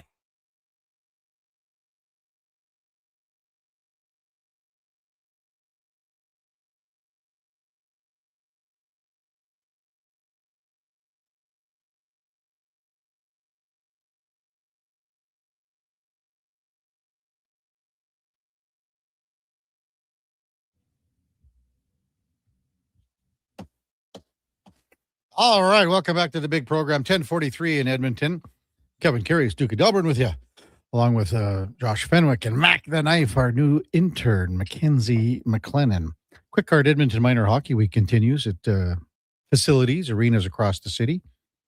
You got the finals this weekend, championship weekend, they call it. It's Saturday, Sunday at Terwilliger. I mean, it is just jam-packed down there. You can go from rink to rink to rink and back and forth to all 4 rinks and sit there and not miss a minute of action. You could, I mean, if there's a period over, go to the next rink and just continue on. Like they started with 13 players with elimination games that have been going on the last couple of days. They're down to 600 plus teams they had, probably cut in half and then some. But Sports 1440 proud to present the 50-50 cash raffle draw as well to support minor hockey in the community. The draw will be on January the 20th. 50-50 tickets start at $10 a piece. And you just go to sports1440.com for the link and the full schedule. Tonight, Duke mentioned the Oil Kings are in action. Home to the Medicine Hat Tigers. Oil Kings, I mean, what a weekend. To go on the road. You win in Swift. That's the bit of the gimme game, you would think. But then you got to go to 2 teams in two cities where they've loaded up like you have. After the trade deadline. And we had Kurt Hill on last week talking about the adjustments and the additions and a couple subtractions as well for the Oil Kings. But you go into Prince Albert and you go into Saskatoon and you win those back-to-back games on back-to-back nights. That is top-notch, and that's the reason why they would have moved up the rankings in the CHL up to number 4. But they got the Medicine Hat Tigers in town tonight. And check this out, Duke. $2 hot dogs all night long. Is this reminiscent of the Edmonton Riverhawks? Are you smelling a 9 and 9 and 9? Are we thinking a 3 and 3 and 3 here? You could How about do that. 9 and 9 and 3? Could you do 9 beers at an Oil Kings game, Kevin? No. You don't have the grapes. No, well, first of all, I got the grapes, dude. Come on now. I got the grapes, baby. But let's be honest. Oil Kings games, they go quicker. They do. They go quicker. The ball games, you're hoping for a 3-hour game. You need a 3-hour Well, you game. need it. Yeah, you're hoping for some hits, for some action to extend Couple those pitching innings, changes. extend those innings a little bit. Yeah, for sure to get through the 9 beers and the 9 dogs. Plus you're outside, Duke. I'm trying to think of what is the highest number of beers I've drank at a hockey game of that nature, right? Like an Oil Kings game. I think the most would be at an Oilers game. You can't count the Delburne Outlaw games when you're doing the play-by-play either. Yeah, that is where I drink the most beers, actually. Just up in the booth. Fridge is fully stocked. Don't even have to go down to the beer cave right below us. No, at an Oilers game, I think myself, the Big Cebolla, and our buddy Brandt, we went to an Oilers Ducks game. This would have been in 2019, I think, when both teams were pretty bad. And I think we had, I might have had 9 beers at the Oilers game that night. Are these not the big ones, though? Yeah, man. Like 3 a period. Wow. It was, and well, I'll tell you what, the trip home, I wouldn't have to tell you this, was not pretty. We somehow between walking out of our seats, like out of our section at Rogers Place in the upper deck, and out the front door of Rogers Place, we lost one of our party. What year did you say this was, Duke? 2019, I want to say, because it's when I was living. It was the last year I was living in the city before I moved back to the farm. Right in your prime. Oh, it was absolutely right in my prime. This is your prime right now, Duke. We've talked about this many times. Yeah, maybe. Now, I wonder if you would have been able to handle the 9 beers back at Rexall. With the heroin beer. Because I went to Rexall plenty, right? That was there still a few years there when I was living in Edmonton as a legal adult in regards to the drinking age. I probably had 5 or 6 Rexall beers in games that I went to there. You know who the best person to ask this is? Beer Man. Good point. He just texted in and said, I've had regulars who can kill 9 beer on a good hockey game. So you have to be committed, and I think your seat matters a lot in terms of getting in and out, and like where you are, where you sit in regards to where the beer sales are, because they don't come around and sell them to you they walk around on the concourse, but not like you're getting them in your seat anymore like you used to, right? Right. Matt, the promo guy, says we made it to 7 each at the Riverhawks game, but got burned by 3 straight 1, 2, 3 innings. See, that's what can kill you. That can kill a guy. How do you're done? Like that's. You think we should try it this year at the Riverhawks game, 9-9-9? Look at Josh. He's just. Well, I think I saw Josh at a Riverhawks game this past summer. I think he was in the middle of trying that. Lights were on. Nobody was home when I met him there in the bleachers. And it continues to be that way. More nights than not. That's exactly how it went down, Josh. I'm not even turning your mic on to defend yourself. You don't. Oh, whatever. Okay. Yeah, they were all from the CNIB. Bryce says, did the Riverhawks cut off the beer sales after the 7th, like the major leagues do? Could make it tough. Well, you just got to make sure you got 2 extra. You stock up. You got to get 2 extra. So would be difficult. Like, I don't know how big these hot dogs are at the Oil Kings game tonight. Are they probably the standard? Like little boilies. Because there's a difference between the hot dogs at the Riverhawks games on Toonie Tuesday. That's right, because they're smaller. The buns are smaller. But the one time that we went, they were out of those ones, so they gave us the big ones. So they were hard to get down, Duke. And you were at that game. Yeah, you left like you because you'd brought the in-laws, I think, right? Yeah, old man Baker was there. And you guys left not super early, but you didn't stay to the end of the game. And then all of a sudden you're like, hey, we got one hot dog left here that's been sitting under our chair for 40 minutes. It was in the foil wrap still. I left you some ketchup. Hey, I ate it. Yeah. No hard feelings here. Yeah, I ate it, but no, old man Baker had about 6 beer. He could barely get out of the stands that night. Beer Man says, no, the Riverhawks serve right to the end. I thought that was the case. Yeah. Not Fred texting. That sounds like a normal night for Josh Fenwick when he's watching a Flames game. You need to drink enough to forget. I would say that too. Man, how can you be a Flames fan? Come on, wake up. Wake up, Josh. No way, man. Hey, listen, all right? Childhood team. Never turning on them. It was bred. Who was your favorite player? Like when you were 12 years old, who was your favorite player? Well, Chris Bratton. Yes, Jerome McGinley, baby. When I was 12, that would have been 2016, which means it was a young Johnny Hockey. Oh, yeah. Well, that's fine. That's good. We had a text here a while back. Kenneth, this is a good one. Columbus doesn't get enough shiitake mushrooms for passing on the rookie leading point scorer, especially when they have a bunch of other Russians. And he is talking about Ivan Demidov. And Columbus took Caden Lindstrom in the 2024 draft out of the Medicine Hat Tigers. Missed all of last year. Ivan Demidov is leading the rookies in scoring this year, and he's kind of getting a comfy margin now. 4 points on Beckett Seneca. Matthew Schaefer's at 30. Demidov's got 39 points. Think about how set up the Canadians are. They got 2 of the top 5 rookie scorers in Demidov and Oliver Kapanen. But think about it. I mean, if you look at that draft, you got Caden Lindstrom right now, missed all of last year. Now he's played at Michigan State. Has played 15 games, has 1 goal, 3 assists. He's a big guy, but, you know, he had a couple good seasons in Medicine Hat as a young guy. There's no denying that. And everyone was calling him the next big power forward in the NHL. But he's got a long way to go. And I mean, when you see a guy that was picked one spot after you, and you see where that guy is right now, and he's got 49 NHL games, you can see where the texture's got some merit. And especially, again, what he says with all the Russians that are there. Macklin Celebrini's got 133 points so far out of the 2024 NHL draft. 133. That's simply amazing. And then you think about it, San Jose in that draft, where they get 11th overall, Sam Dickinson, Duke. You got 2 guys, the cornerstones of your franchise up front, and then on the back end with the top 2 picks that they had in that draft, 1 and 11. And these guys have been more everything and then more for what Mike Greer and everyone in San Jose would be looking at moving forward.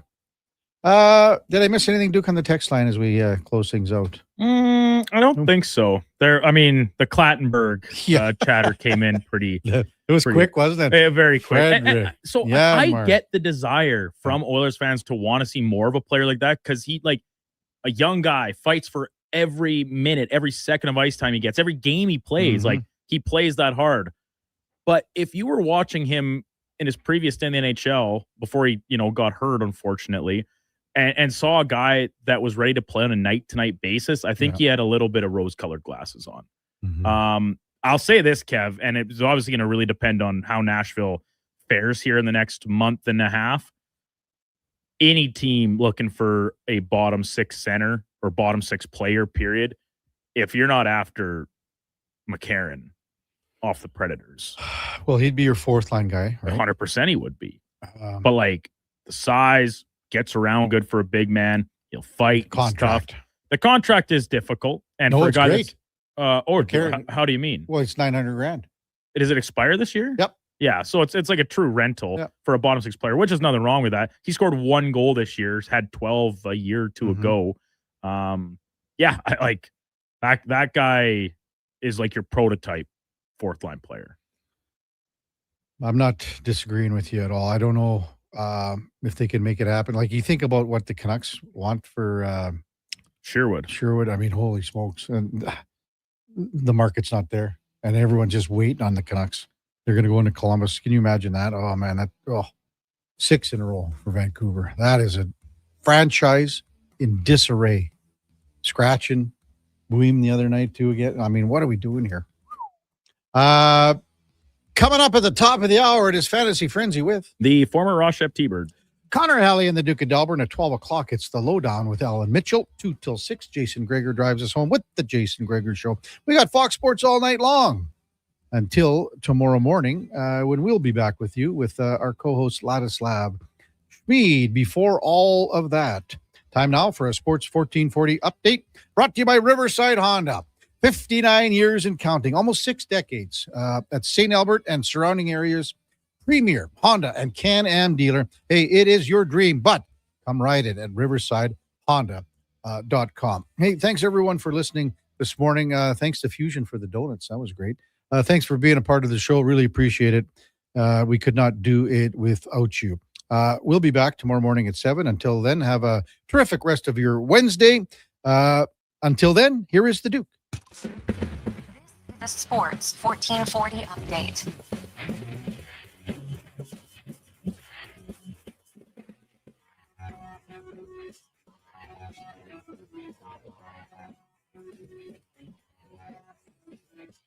Four-game slate in the NHL tonight. The Devils welcome in the Kraken to the Rock. Elsewhere, Flyers take on the Sabres. Senators are playing the Rangers from MSG. And the nightcap Pacific Division matchup between the Golden Knights and the LA Kings. Montreal Canadiens extending forward Alex Texier on a 2-year, $5 million deal. Texier signed on with the Habs earlier this year in a 1-year, $1 million deal after being released by the St. Louis Blues in November. Edmonton Oil Kings kick off a home-and-home with the Medicine Hat Tigers tonight from Rogers Place. Puck drop coming up just after 7 o'clock. And lone game on the PWHL schedule has Toronto in Boston going up against the Fleet. On the hardwood, 7 games tonight, including the Raptors back at it when they play the Pacers from Indiana. 5 o'clock tip-off there. Elsewhere, Sixers host the Cleveland Cavaliers. Brooklyn's in New Orleans. Dallas plays the Nuggets. And the New York Knicks out in NorCal to play Sacramento. Coming up on Sports 1440, it is Fantasy Frenzy with Hallie and Douglas. I'm Brennan Douglas at your Sports 1440 update.